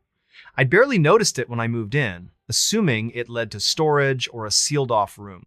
Now, it seemed to loom, the shadows around it deeper, almost liquid. I stood there, my phone's flashlight casting a weak beam, and listened. No knocking, no sound, just the hum of my own pulse. But as I turned away, I saw Ita faint scratch on the doorframe, thin and jagged, like a claw mark. I didn't sleep after that. The next morning, I called Mr. Harrow, my voice shaky as I asked about the door. "Told you, don't bother with it," he snapped, his tone clipped. "Old house, old quirks. Leave it be." He hung up before I could press him. I tried to focus on work, setting up my laptop in the cramped living room, but my eyes kept drifting to the hall. The scratch was still there, deeper than I'd thought, and beside it was another, fresher, like it had been carved while I was on the phone. Black Hollow was a ghost of a town, a cluster of clapboard houses and a general store that doubled as a post office, nestled in a valley where the trees grew too dense and the fog never quite lifted. I went to the store that afternoon, hoping to dig up some local gossip. The clerk, an older woman named Esther, with eyes like chipped flint, gave me a tight smile when I mentioned the apartment. "Harrow's place, huh? You hear anything odd?" she asked, her hands pausing over the register. "Just the house settling," I lied, but her smile faltered. "Mind the door at the end," she said, her voice low. "Folks who live there, they don't stay long." She wouldn't say more, just handed me my change and turned away. Back at the apartment, I couldn't focus. The air felt heavier, the iron smell stronger, seeping from the hall. I searched online for anything about the house, but Black Hollow was a black Heleno records, no history, just a few mentions of a fire in the 1920s that gutted half the town. The house, though, was older, built in 1890 by a family called the Wickers. They'd vanished by 1900, no trace, no explanation. I found a grainy photo on an obscure blog showing the house in its prime, the door at the end of the hall clearly visible, unmarked, its keyhole glinting like an eye. That night, the knocking came again. 3:13 a.m., 3 raps, slow and deliberate. I didn't move, just lay there, my breath shallow, listening. The knock stopped, but then I heard something worsey whisper, soft and garbled like a voice underwater, coming from the other side of the door. "Riley? Open." My name, clear as day, sent a chill down my spine. I grabbed my phone, ready to call someone in, but the screen was dead. Its battery drained despite being fully charged an hour ago. I stayed up, sitting on the couch with a kitchen knife, staring at the hall. The whispers didn't stop, weaving through the silence, my name over and over, mixed with words I couldn't catch. By dawn, I was exhausted, my eyes burning, but I went to the door. The scratches were deeper, forming a pattern Nawa spiral with jagged edges, like the one I'd seen in the old photo, carved into the house's foundation. I touched it, and the wood was warm, almost pulsing, like it was alive. I went back to the general store, desperate for answers. Esther was there, but her demeanor had changed colder, her eyes avoiding mine. "You heard it, didn't you?" she said, not a question. "The door calls, folks. Always has. Wickers built it, said it was a way to speak to the valley. Most who hear it leave, some don't." "What's behind it?" I asked, my voice barely a whisper. She shook her head. "Don't know. Don't want to. Last tenant, girl named Clara, she tried to find out. Found her car down by the river, empty. Door was scratched to hell after that." I left, my mind racing. Back at the apartment, I tried to work, but the whispers were louder now, even in daylight, seeping through the walls. I found more scratches in the windows, the floor, even the back of my laptop, all forming that same spiral. I called a friend, Sam, a journalist in Burlington, and sent him photos of the door, the scratches, the house. He called back an hour later, his voice tense. Riley, those symbols, they're old, tied to stories about the valley. The Wickers thought it was a gate, not to a room, but to something else. Get out of there.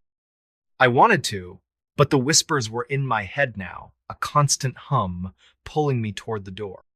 That night, the knocking was louder. 5 raps this time, and the whispers were clearer. A chorus of voices, some soft, some angry, all saying my name. I found a crowbar in the basement and pried at the door, desperate to know to make it stop. The wood splintered, revealing not a room but a staircase descending into darkness. The air was cold, thick with the smell of iron and something sweeter, like decay. The whispers surged, a song without words, urging me down. I don't know why I went. My flashlight barely cut through the gloom, the stairs slick with moisture. The walls were stone, rough-hewn, carved with spirals that glowed faintly, pulsing in time with the whispers. The staircase ended in a chamber, vast and echoing, its ceiling lost in shadow. In the center was a door, identical to the one upstairs, but larger, its surface black and smooth, like polished obsidian. The whispers came from it, a cacophony of voices, my name woven into their song. I saw shapes in the dark figures, not human, their forms shifting, their eyes glinting like the keyhole upstairs.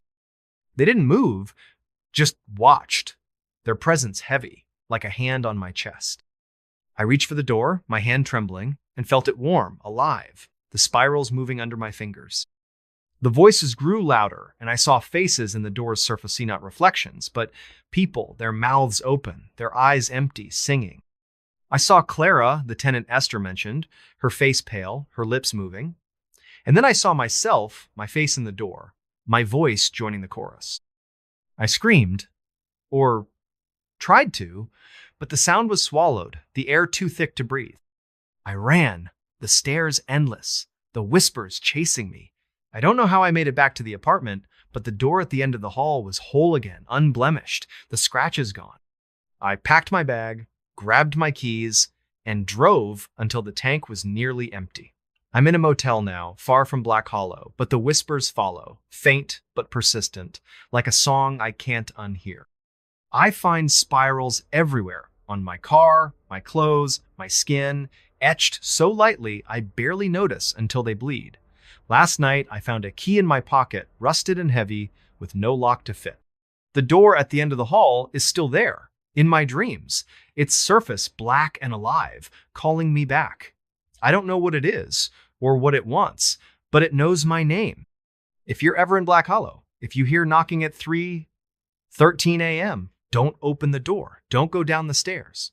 Because once you see what's waiting, it never lets you go. The Hollow at Duskwood. The wind carried a whisper that wasn't the wind.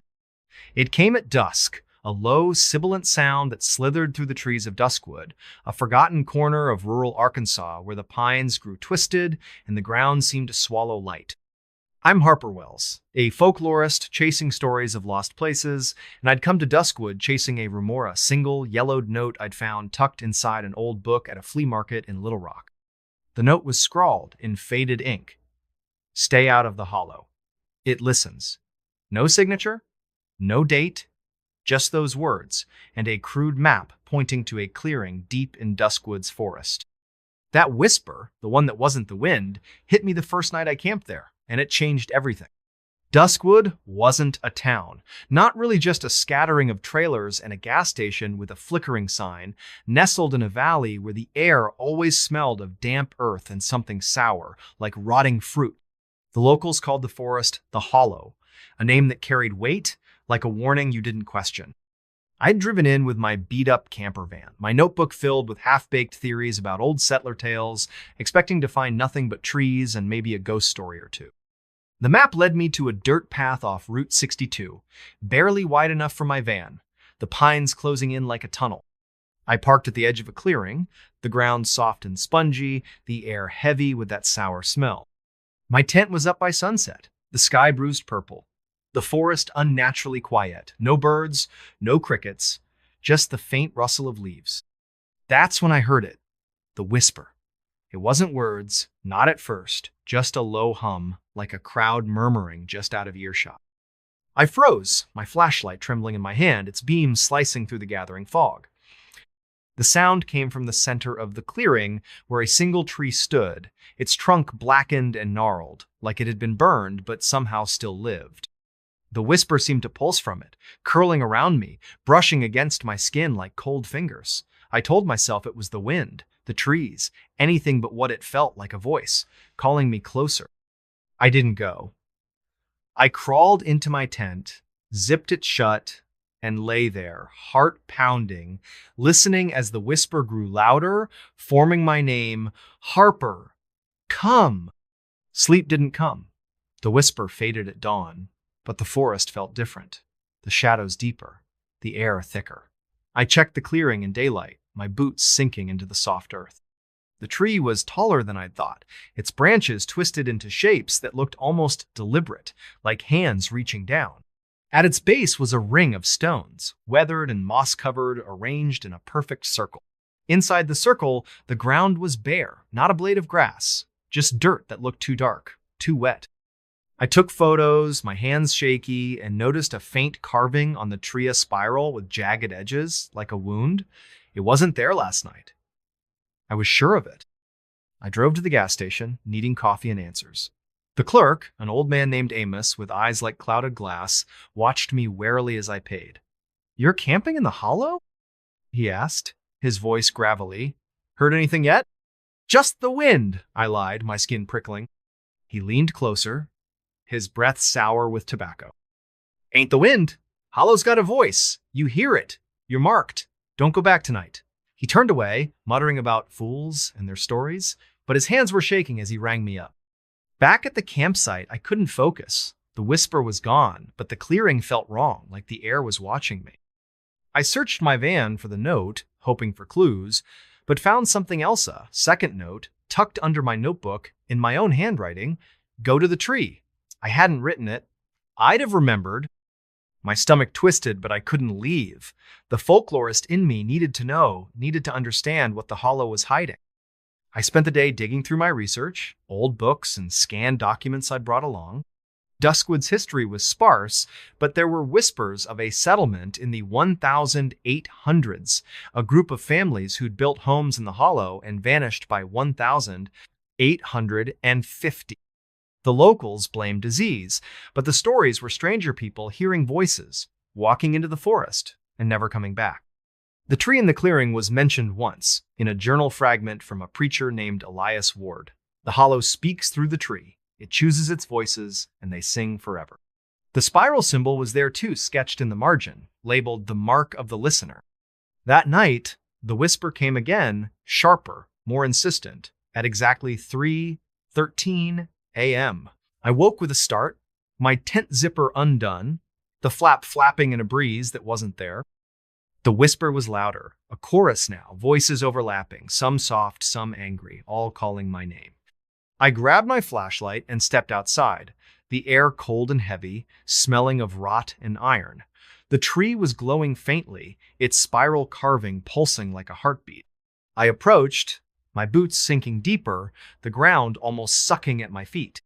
The stones around the tree were different now, rearranged, their surfaces scratched with more spirals, some fresh, some old and weathered. I heard footsteps behind me, soft but deliberate. I spun, the flashlight beam sweeping the clearing. Nothing, just fog and shadows. But the whispers grew louder, and now I could make out words. "Harper, join, see." My head throbbed, my vision blurring, like the sound was inside me, tugging at my thoughts. I saw shapes in the fog figures, tall and thin, their faces hidden, moving just out of sight. I ran back to the tent, zipping it shut, but the whispers followed, seeping through the nylon, filling my skull. By morning, I was a wreck, my eyes burning, my hands shaking. I drove to the gas station again, desperate for someone to talk to. Amos was there, but he wouldn't look at me. "You went back," he said, his voice flat. "Saw the tree, didn't you? It's got you now." "What's got me?" I demanded, my voice cracking. He shook his head. "The hollow, it picks people, makes them listen. You'll see." He wouldn't say more, just handed me my coffee and turned away. I went back to the campsite, not because I wanted to, but because I couldn't leave. The whisper was in me now, a constant hum pulling me toward the tree. I found more notes in my van, all in my handwriting. Look closer. Touch the mark. Sing. I burned them, but the ashes smelled sweet, like the rot in the clearing. I searched the forest, looking for answers, and found a trap door hidden under a pile of leaves, its wood rotted but carved with the same spiral. It led to a tunnel, narrow and damp, the air thick with that iron rot smell. My flashlight flickered, but I went down, the walls closing in, the whispers growing louder, echoing off the stone. The tunnel opened into a chamber, its ceiling low, its walls covered in spirals, hundreds of them glowing faintly. In the center was a pit, black and bottomless, the whispers pouring out like a tide. I saw things in the dark faces, hands, eyes watching me, their mouths moving, singing that wordless song. I recognized one face impossibly, my mother, dead 10 years, her eyes empty, her lips forming my name. I stumbled back, my flashlight falling, its beam spinning across the walls. The whispers surged, and I felt Ida pull, like the pit was reaching for me, unraveling me. I don't know how I got out. I remember running, the tunnel stretching longer than it should, the whispers chasing me. I made it to the van, drove until the gas light blinked, and didn't stop until I was in Little Rock. I'm in a motel now, the city's noise a faint shield against the hum. But it's still there. In my head, in my dreams, calling me back to the hollow. I find spirals everywhere on my door, my notebooks, my skin, etched so lightly they bleed before I notice. Last night, I found a stone in my pocket, smooth and cold, carved with that jagged spiral. The tree is waiting. I see it when I close my eyes, its branches reaching, its roots curling through my thoughts. I don't know what the hollow is or what it wants, but it knows me. If you're ever in Duskwood, if you hear a whisper that isn't the wind, don't go to the clearing. Don't touch the tree, because once it chooses you, it never lets go. The villa at Red Pines. The light flickered at exactly 2:47 a.m. Not a power surge, not a loose bulb, but a single, deliberate pulse that made the shadows in the villa twist like living things. I'm Quinn Adler, a travel writer burned out from city life, chasing solitude in Red Pines, a nowhere town in northern Idaho where the forest swallowed the horizon. I'd rented the villa, sprawling century-old house on the edge of town, because it was cheap and promised quiet. The listing called it historic charm, but didn't mention the light in the upstairs window, the one that flickered every night, or the Polaroid I found under the floorboards my first day there, showing a man standing in that same window, his face blurred with the words "Don't look back" scrawled on the back in red ink. That flicker, that photo-A, was the hook that pulled me into something I still can't explain. Red Pines was barely a town. A gas station, a diner with cracked vinyl booths, and a handful of houses clinging to the edge of a forest so dense it seemed to breathe. The villa stood alone, a mile from the nearest neighbor, its stone walls weathered to a dull gray, its windows dark except for that one upstairs, always glowing faintly, even when the power was off. The air around it smelled of pine and something metallic, like blood left to dry. I'd arrived on a chilly October afternoon, the sky heavy with clouds, the wind carrying a faint hum, like a radio tuned to static. The realtor, a nervous woman named Lila, handed me the keys and muttered, "Don't mess with the upstairs. It's particular." I thought she meant the plumbing. Inside, the villa was a time capsule creaking hardwood floors, faded wallpaper with floral patterns curling at the edges, and furniture that smelled of dust and old secrets. The staircase to the second floor was steep, its banister worn smooth, leading to a locked door at the end of the hall. The key didn't work, and Lila's number went straight to voicemail when I tried to call. I set up in the downstairs bedroom, figuring I'd deal with it later. That night, I woke to the flicker too. 47 a.m., the light in the upstairs window pulsing once, then going dark. I checked the breaker, thinking it was a fault, but everything was fine. That's when I found the Polaroid, slipped under a loose floorboard in the living room, the man's blurred face staring out, his hand pressed against the glass. I didn't sleep after that. The house felt alive, the silence too heavy, broken only by the occasional creak of the walls, like footsteps pacing above me. My skin prickled, my mind replaying the Polaroid's warning, "Don't look back." I tried to work, typing up notes for my next article, but my eyes kept drifting to the staircase, to the locked door I hadn't seen yet. The metallic smell was stronger now, seeping from the walls, mixing with the musty scent of old wood. I told myself it was just the house, just my imagination, but the flicker came again the next night. 2:47 m.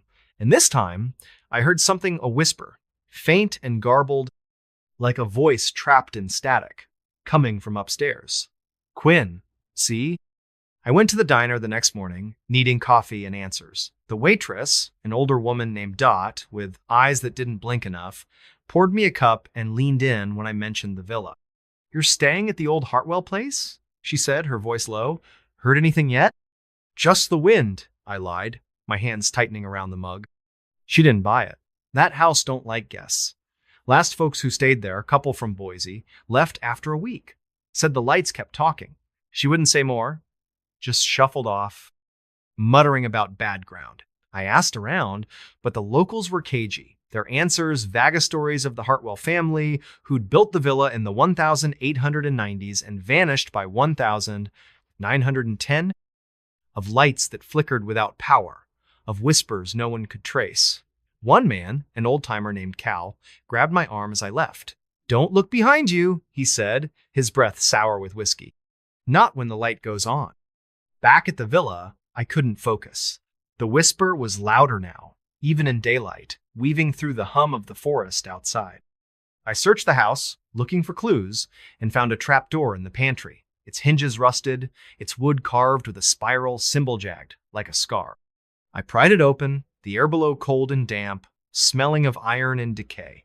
My flashlight revealed a narrow staircase, descending into darkness. I didn't go down, not then, but I couldn't shake the feeling that something was waiting, listening. That night, the flicker came again, 2:47 a.m., but this time the whisper was clearer, my name sharp and insistent. "Quinn, come." I climbed the stairs, my heart pounding, the key suddenly working in the locked door. The upstairs hall was long, its wallpaper peeling, the air thick with that metallic smell. At the end was a room, its door ajar, the flickering light spilling out. Inside was a single window, the one I'd seen from below, its glass smeared with something dark, like blood wiped away. On the floor was another Polaroid, showing me standing in that room, my face blank, my eyes too dark. I hadn't taken it, I hadn't been here before. I ran downstairs, locked the door, and shoved the chair against it. The whisper followed, louder now, a chorus of voices, some soft, some angry, all calling my name. I called Lila, but her voicemail was different now, just static, and a faint whisper, my name over and over. I tried to leave, but my car wouldn't start, the engine dead, the dashboard flickering like the light upstairs. The house creaked, the shadows moving, and I found more Polaroids under the couch, in my bag, on the kitchen counterall, showing me in that room, my face wrong, my hands pressed against the window. I went back to the trapdoor, needing answers. The staircase led to a basement, its walls stone, slick with moisture, carved with more spirals, glowing faintly. The air was heavy, the iron decay smell overwhelming. At the far end was a door, black and smooth, like the one upstairs but larger, its surface pulsing with that same sickly light. The whisper came from it, a song now, wordless but alive, pulling me closer. I saw shapes in the dark figures, not human, their forms shifting, their eyes glinting like the Polaroid's flash. They didn't move, just watched, their presence heavy, like a hand on my throat. I touched the door, and it was warm, alive, the spirals moving under my fingers. The voices surged, and I saw faces in the door's surface seen out reflections, but people, their mouths open, singing. I saw the man from the first Polaroid, his face clear now, his eyes empty. And then I saw myself, my face in the door, my voice joining the song. I screamed, or tried to, but the sound was swallowed, the air too thick to breathe. I don't know how I got out. I remember running, the stairs endless, the whispers chasing me. I made it to the van, drove until the gaslight blinked, and didn't stop until I was in Spokane. I'm in a motel now, the city's noise, a faint shield against the hum. But it's still there, in my head, in my dreams, calling me back to the villa. I find spirals everywhere on my door, my notebooks, my skin, etched so lightly they bleed before I notice. Last night, I found a Polaroid in my wallet, showing me in that upstairs room, my face blank, the words, "Don't look back," written in my own handwriting. The villa is waiting. I see it when I close my eyes, its light flickering, its door open, calling me home. I don't know what lives in Red Pines or what it wants, but it knows me. If you're ever in northern Idaho, if you see a villa with a light that flickers at 2:47 a.m., don't stay, don't look at the window. Because once you do, the house never lets you go. The shadow on the sill. The shadow moved at 4:12 a.m. Not a flicker of moonlight or a passing car's headlights, but a deliberate, fluid motion across the windowsill of my rented cabin in Hollow Creek, Kentucky. I'm Mara Tate, a private investigator who'd retreated to this speck of a town to escape a case that went bad real bad in Louisville. I needed quiet, a place to lick my wounds, but Hollow Creek wasn't quiet, not really. The cabin, a weathered box of logs perched on a hill overlooking a dense forest, came with a warning from the owner, a grizzled man named Amos. Don't open the window by the bed. Not ever. I thought he was joking, or maybe just superstitious, until I saw that shadow and found the note slipped under my door the next morning. It saw you. Don't look again. The handwriting wasn't mine, and it wasn't Amos's. Hollow Creek was barely a Tona gas station, a bar with a flickering neon sign, and a scattering of homes swallowed by the pines. The air was heavy with the scent of damp moss and something acrid, like burned metal, that clung to the back of my throat. I'd arrived in late October, the sky a bruised gray, the forest so thick it seemed to pulse with its own rhythm. The cabin was cheap, isolated, perfect for disappearing. It had one bedroom, a sagging couch, and a kitchen that smelled of mildew and old grease. The window by the bed, the one Amos warned about, was small, its glass warped, distorting the trees outside into twisted shapes. I'd covered it with a curtain, but that first night I woke to the shadow-long, thin, moving like ink spilling across the sill, pausing as if it knew I was watching. I didn't sleep after that. My heart hammered, my mind replaying the shadow's movement, too smooth, too alive. The cabin was silent, but the silence felt wrong, like it was waiting. I checked the door, the locks, the windows, everything was secure, but the air was thick, heavy with that burned metal smell. I told myself it was a trick of the light, a branch swaying in the wind, but the note under the door changed everything. It was on yellowed paper, the ink fresh, the words jagged, like they'd been written in a hurry. I called Amos, my hands shaking, but his phone went to voicemail, his message a curt, "Leave a message, I'm out." The next day, I drove to the bar, needing answers. The place was dim, smelling of stale beer and cigarette smoke. The bartender, a woman named Ruth with eyes like chipped ice, poured me a coffee and listened as I described the shadow, the note. "You're at the old Whitaker cabin," she said, not a question. "Folks, don't stay there long. That window, it's got a history." "What kind?" I asked, my voice steadier than I felt. She leaned closer, her voice low. "Whitakers built that place in the 1880s. Said the forest talked to them through the window. Last Whitaker, a girl named Eliza, disappeared in 92. Left a note like yours," said the shadow was watching. Ruth turned away, busying herself with a rag, but I caught the fear in her eyes. I went back to the cabin, the note burning a hole in my pocket. The forest felt closer now, the trees leaning in, their branches scratching the roof like fingers.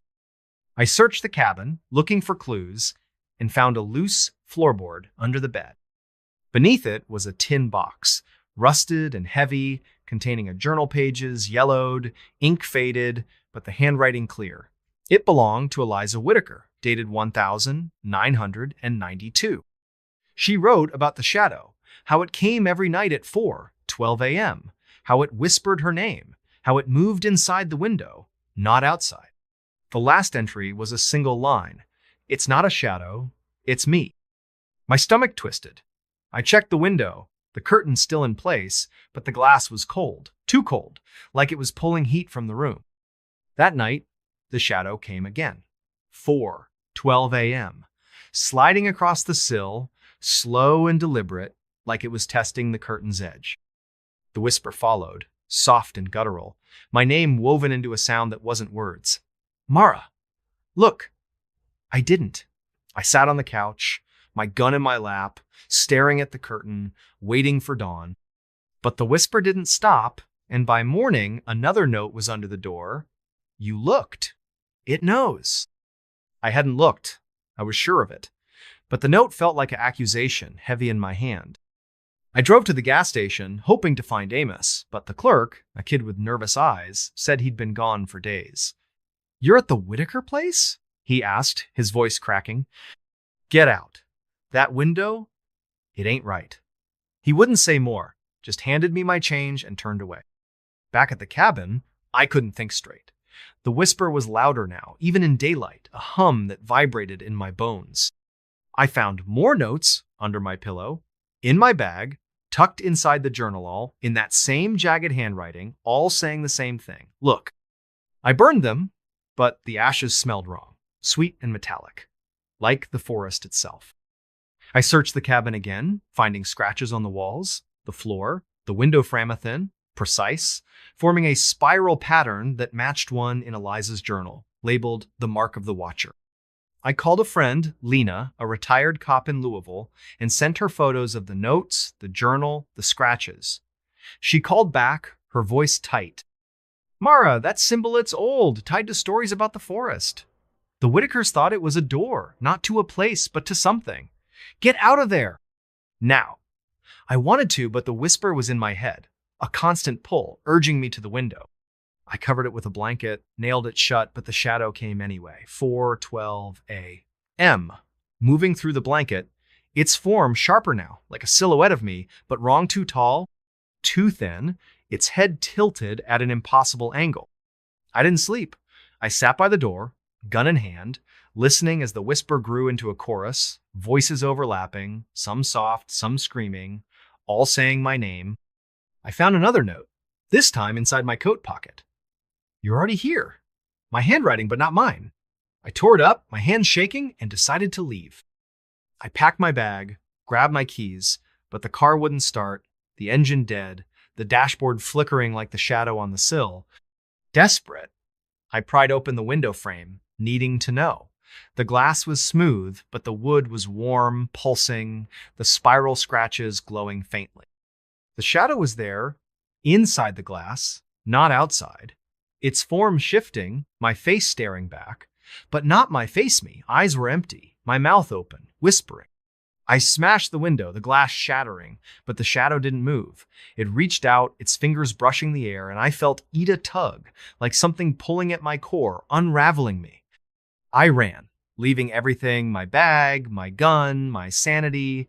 The forest was a blur, the trees closing in, their branches snagging my clothes. I made it to the gas station, hitchhiked to Lexington, and didn't stop until I was in a motel. The city's noise, a faint shield against the whisper. But it's still there. In my head, in my dreams, calling me back to the cabin. I find spirals everywhere on my door, my skin, my mirror, etched so lightly they bleed before I notice. Last night, I found a note in my wallet, in my handwriting. Look behind you. I don't look. I can't. But the shadow is there, in every reflection, every dark corner, waiting. I see it when I close my eyes. Its form sharper, my face clearer, whispering my name.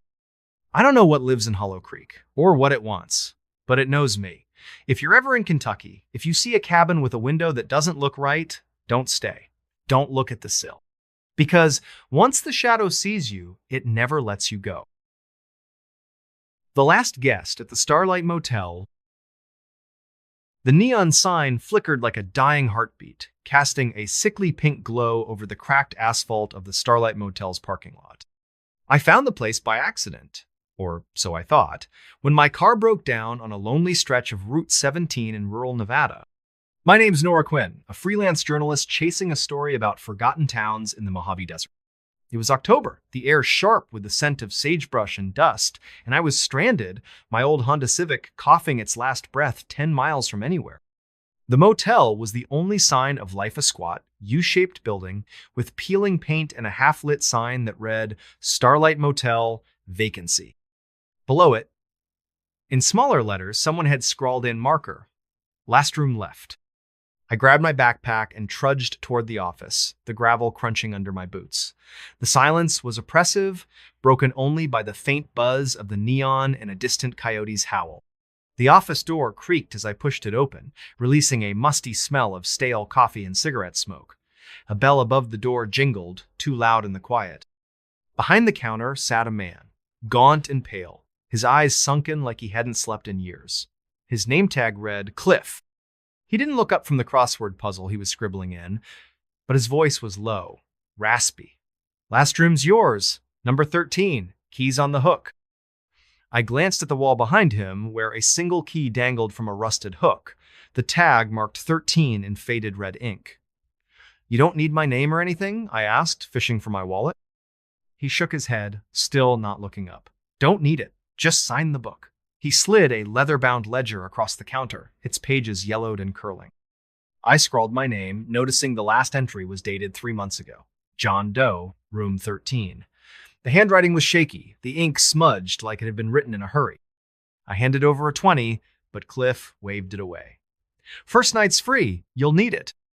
The words hung in the air, heavy with meaning I couldn't grasp. I took the key, its metal cold against my palm, and headed to room 13. The motel was eerily quiet. The other rooms dark, their curtains drawn tight. My room was at the far end of the U, its door slightly ajar, as if someone had just left. The air inside was damp, smelling of mildew and something metallic, like old pennies. A single bulb flickered overhead, casting long shadows across the faded wallpaper. The bed was made, but the sheets were threadbare, stained with faint brown spots. A rotary phone sat on the nightstand, its cord frayed, and a small mirror hung above a chipped sink. I locked the door, double-checked it, and tried to shake the feeling that I wasn't alone. I called a tow truck, but the line crackled, the operator's voice fading in and out. Nearest truck's in Reno, she said. Might be a day or two. I hung up, frustrated, and lay on the bed, staring at the water-stained ceiling. That's when I heard a faint tapping, like fingers drumming on glass. It came from the window, but when I pulled the curtain back, there was nothing, just the empty parking lot and the neon signs flicker. The tapping stopped, then started again, this time from the mirror. I froze, my reflection staring back, but it felt wrong, like the face wasn't quite mine. My eyes looked too wide, my skin too pale. I covered the mirror with a towel, telling myself it was just exhaustion. Sleep didn't come easy. The tapping continued. Irregular but persistent, now joined by a low hum, like a refrigerator running in another room. I pulled the pillow over my head, but the sound burrowed into my skull, vibrating in my teeth. Around midnight, the phone rang, a shrill, jarring sound that made me bolt upright. I hesitated, then picked it up. Static crackled, thick and heavy, but beneath it, I heard a voice as soft, almost a whisper, saying my name, Nora, stay. I slammed the receiver down, my heart pounding. The hum stopped, but the silence was worse, thick and suffocating, like the room was holding its breath. The next morning, I went back to the office, determined to get answers. Cliff was there, still hunched over his crossword as if he hadn't moved. Who else is staying here? I asked, trying to keep my voice steady.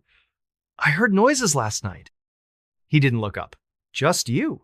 Last guest checked out months ago. But the ledger? Folks come and go, he said, his pencil scratching the paper. Room 13 special, always the last one taken. I pressed him, but he wouldn't say more, just pointed me to a diner across the road for breakfast. The diner was a relic, its chrome stools rusted, its formica counters chipped. The waitress, a woman with gray hair and a permanent frown, poured me coffee that tasted like tar. I asked about the motel, hoping for some local gossip. Her eyes narrowed. Starlight? You're staying there? She leaned in, her voice low. Get out before dark. That place, it don't let go of everyone. She wouldn't elaborate, just shuffled away, muttering about bad ground.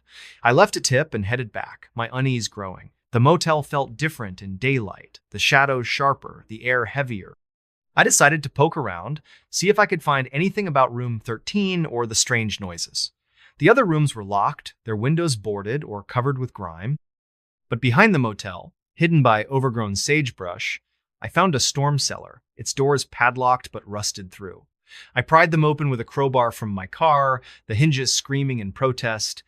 The cellar was dark, the air thick with the smell of wet earth and decay.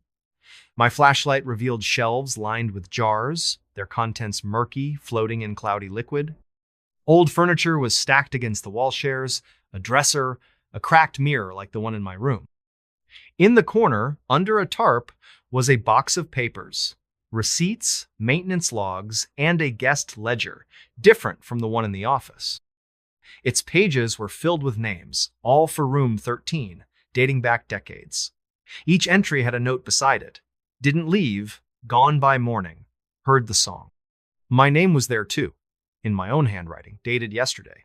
But I hadn't written in this ledger. I'd signed the one in the office. My hands shook as I stuffed the ledger into my backpack. I needed to get out, tow truck or not. But as I climbed out of the cellar, I heard it again, the tapping, louder now, coming from the direction of my room. I ran back, my boots slipping on the gravel, and found the door to room 13 wide open. Inside, the mirror was uncovered, the towel neatly folded on the bed. My reflection stared back, but it wasn't right. My eyes were wrong, too dark, and my mouth was moving, humming a tune I didn't know. I grabbed my bag and bolted for the car, but the key wouldn't turn. The engine sputtered, then died, the dashboard lights flickering like the neon sign. The tapping was everywhere now, on the windows, the roof, the hood, a relentless rhythm that matched the hum in my head. I stumbled out, the desert air cold against my skin, and ran toward the highway, hoping to flag down a car. But the road was empty. The horizon swallowed by a creeping fog that hadn't been there an hour ago. I don't know how long I walked, but the motel kept appearing, no matter which direction I went. The neon sign glowed brighter, the words, "Last room left," pulsing like a lure. I tried to call for help, but my phone was dead. Its screen cracked, showing a photo I hadn't taken. Me standing in room 13, my face blank, my hands pressed against the mirror. Desperate, I went back to the office. Cliff was gone, the crossword abandoned, half finished. The ledger was open, my name now circled in red ink with a new note, singing.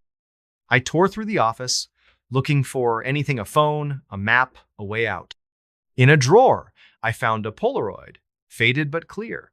A woman in room 13, her face pale, her eyes empty, standing in front of the mirror. On the back, in the same shaky handwriting as the ledger, "She stayed too long." The hum was louder now, a song without words, pulling me back to room 13. I fought it, my nails digging into my palms, but my feet moved anyway, step by step, until I was standing in the room again. The mirror was waiting, its surface rippling like water. My reflection smiled, but I wasn't smiling. It raised a hand, beckoning, and I felt a tug, not just in my mind, but in my chest, like something was unraveling inside me.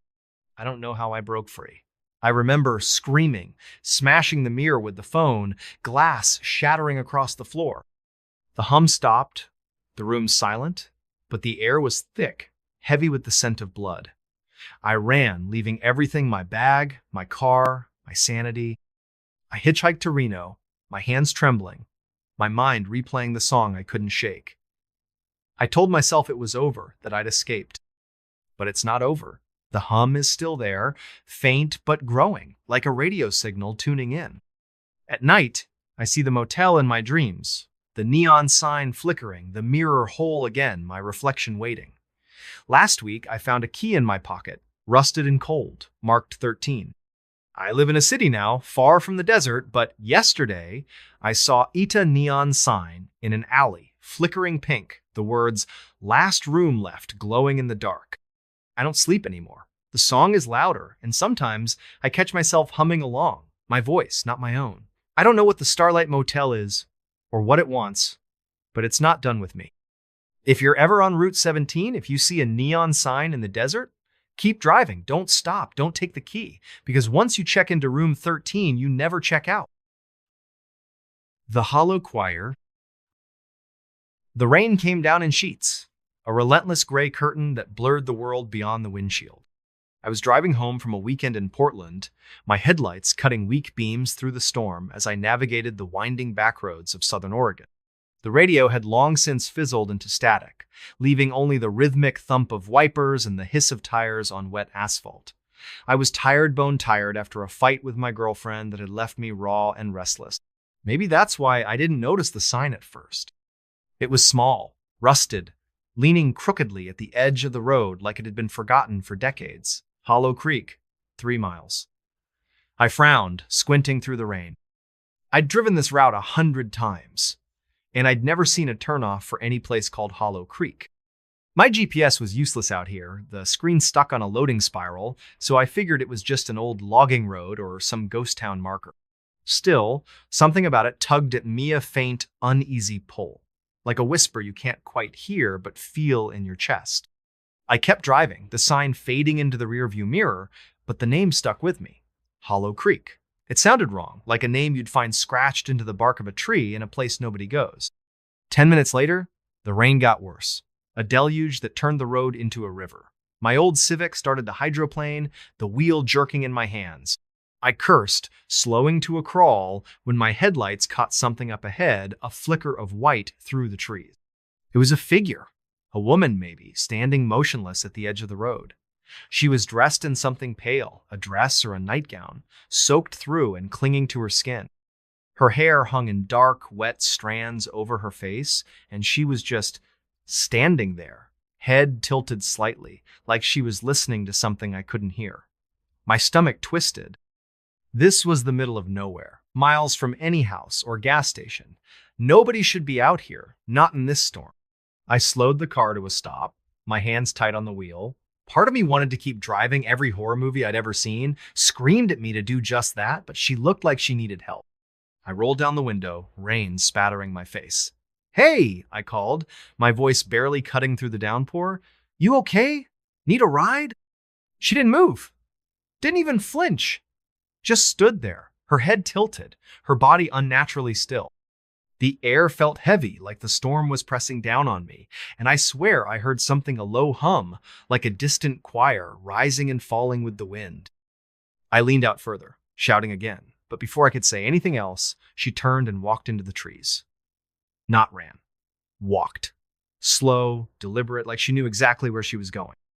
I sat there, heart pounding, staring at the spot where she'd vanished. The hum was gone, replaced by the drumming rain and my own uneven breathing.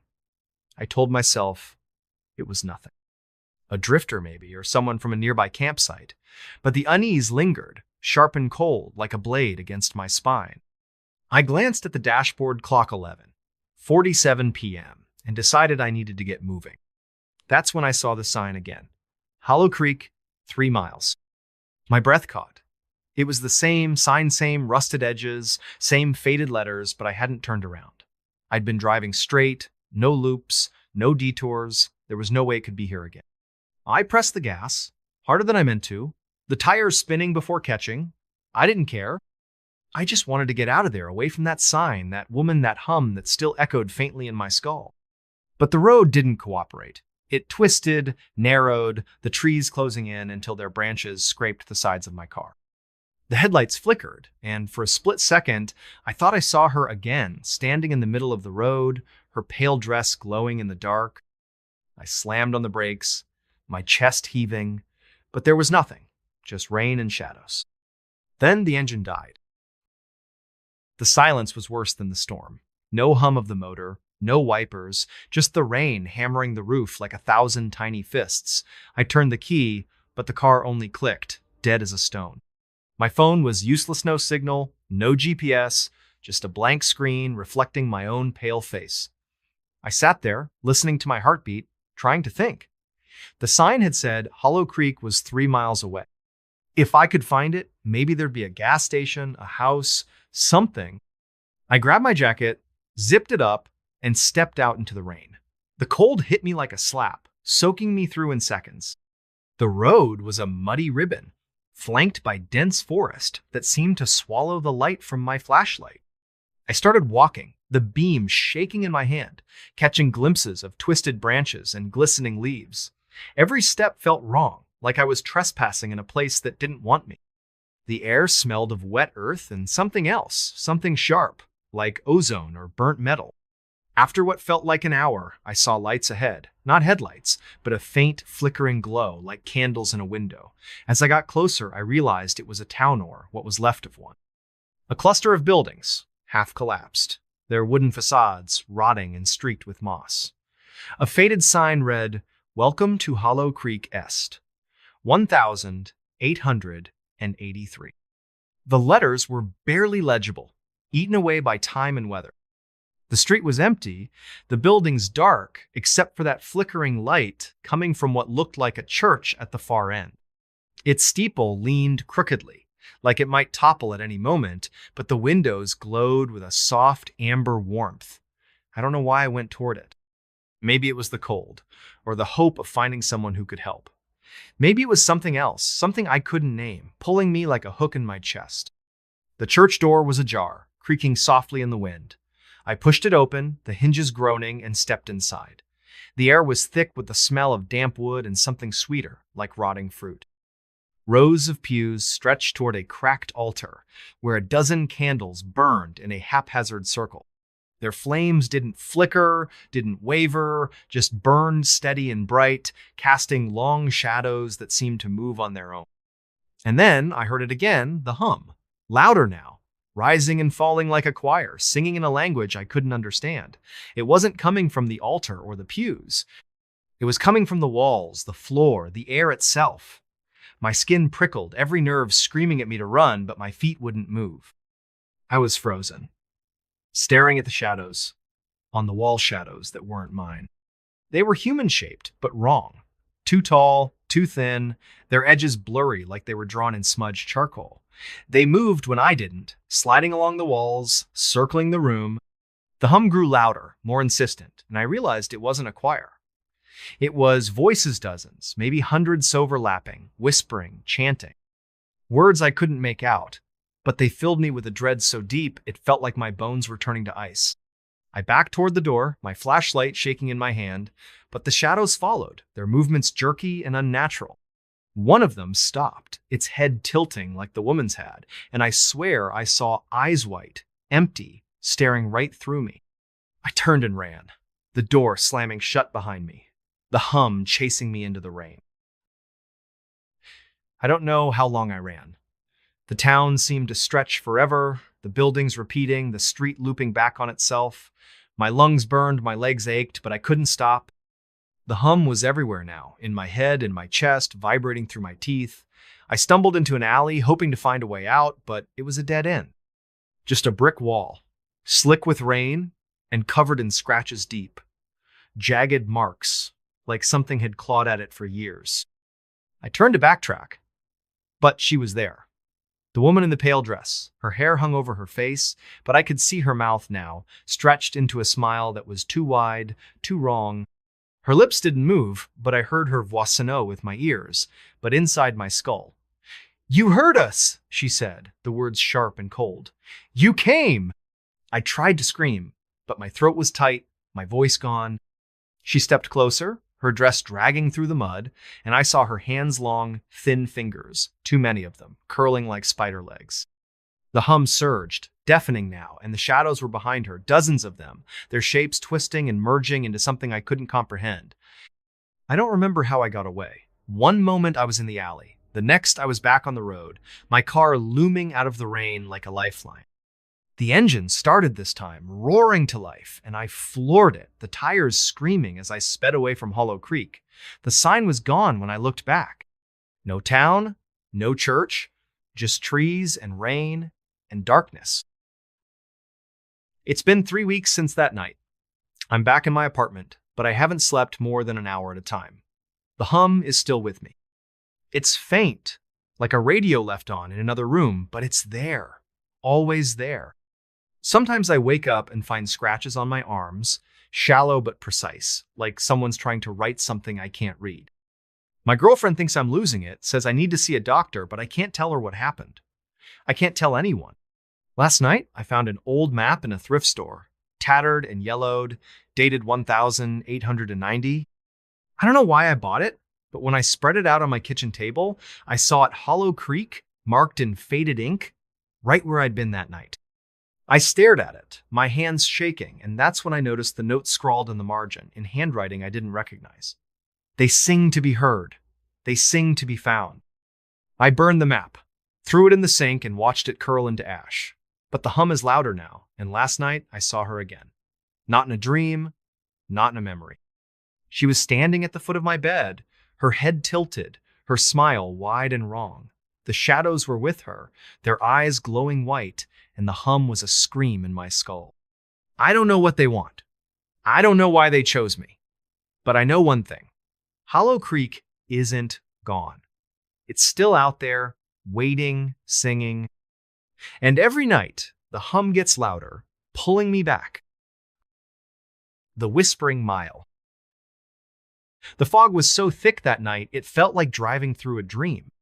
I was on my way back from a dead-end job interview in Eugene, Oregon, my pickup truck rattling along a forgotten stretch of Highway 17, a two-lane scar cutting through the Cascades. The radio was dead, the signal lost somewhere in the mountains, and my phone had been useless for hours. No bars, no GPS, just a blank screen mocking me. It was just me, the headlights, and the fog, curling like ghostly fingers around the pines. I was exhausted, my eyes burning, my hands tight on the wheel. That's when I saw a mile marker, rusted and crooked, glowing faintly in my high beams. Mile 13. I frowned. I'd driven this road before, or so I thought, and I didn't remember any mile markers out here. The number felt wrong, like it didn't belong. I shook it off, blaming the fog and my own tired brain, but as I drove on, the air grew heavier, the silence thicker. The fog seemed to pulse, like it was breathing, and I swear I heard something a faint whisper, like voices murmuring just beyond my hearing.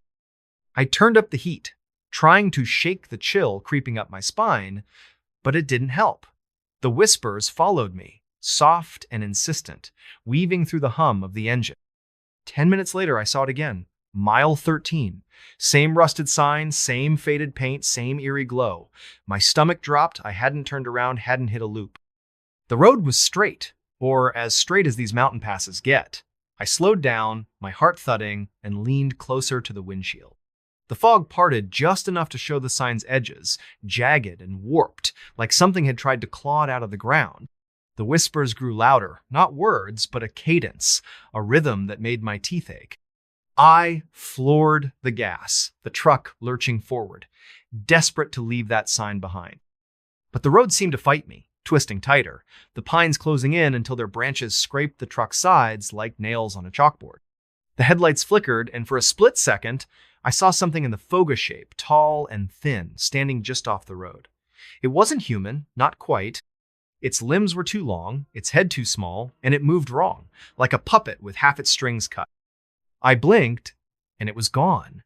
But the whispers surged, filling the cab with a sound that wasn't sound, a pressure that squeezed my skull. Then the engine sputtered and died. The silence was a physical thing, heavy and suffocating, broken only by the soft patter of fog against the windshield. I turned the key, but the truck only clicked, lifeless. My phone was still dead, the screen reflecting my own wide-eyed stare. The whispers were clearer now, not voices, but a chorus of sound hisses, clicks, low moans that seemed to come from the fog itself. I grabbed my flashlight from the glove box, its beam weak and trembling, and stepped out into the cold. The air smelled wrong, like damp stone and something metallic, like blood or rust.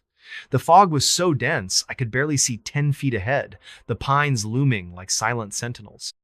I started walking, following the road, the mile marker's glow fading behind me. Every step felt like a violation, like the forest was watching, waiting. The whispers followed, circling me, sometimes behind, sometimes ahead, always just out of reach. I tried to focus on the road, on finding help, but the ground felt soft, unsteady, like it might swallow me whole. After what felt like an hour, I saw a light of faint, sickly green glow flickering through the trees. It wasn't headlights or a house. It was something else, something that made my skin crawl. I should have turned back, but my truck was dead, and the whispers were louder now, urging me forward. I followed the light, my boots sinking into the muddy shoulder, until I stumbled into a clearing. It wasn't a town, not exactly. It was a cluster of structure shuts, maybe, or shacks built from wood and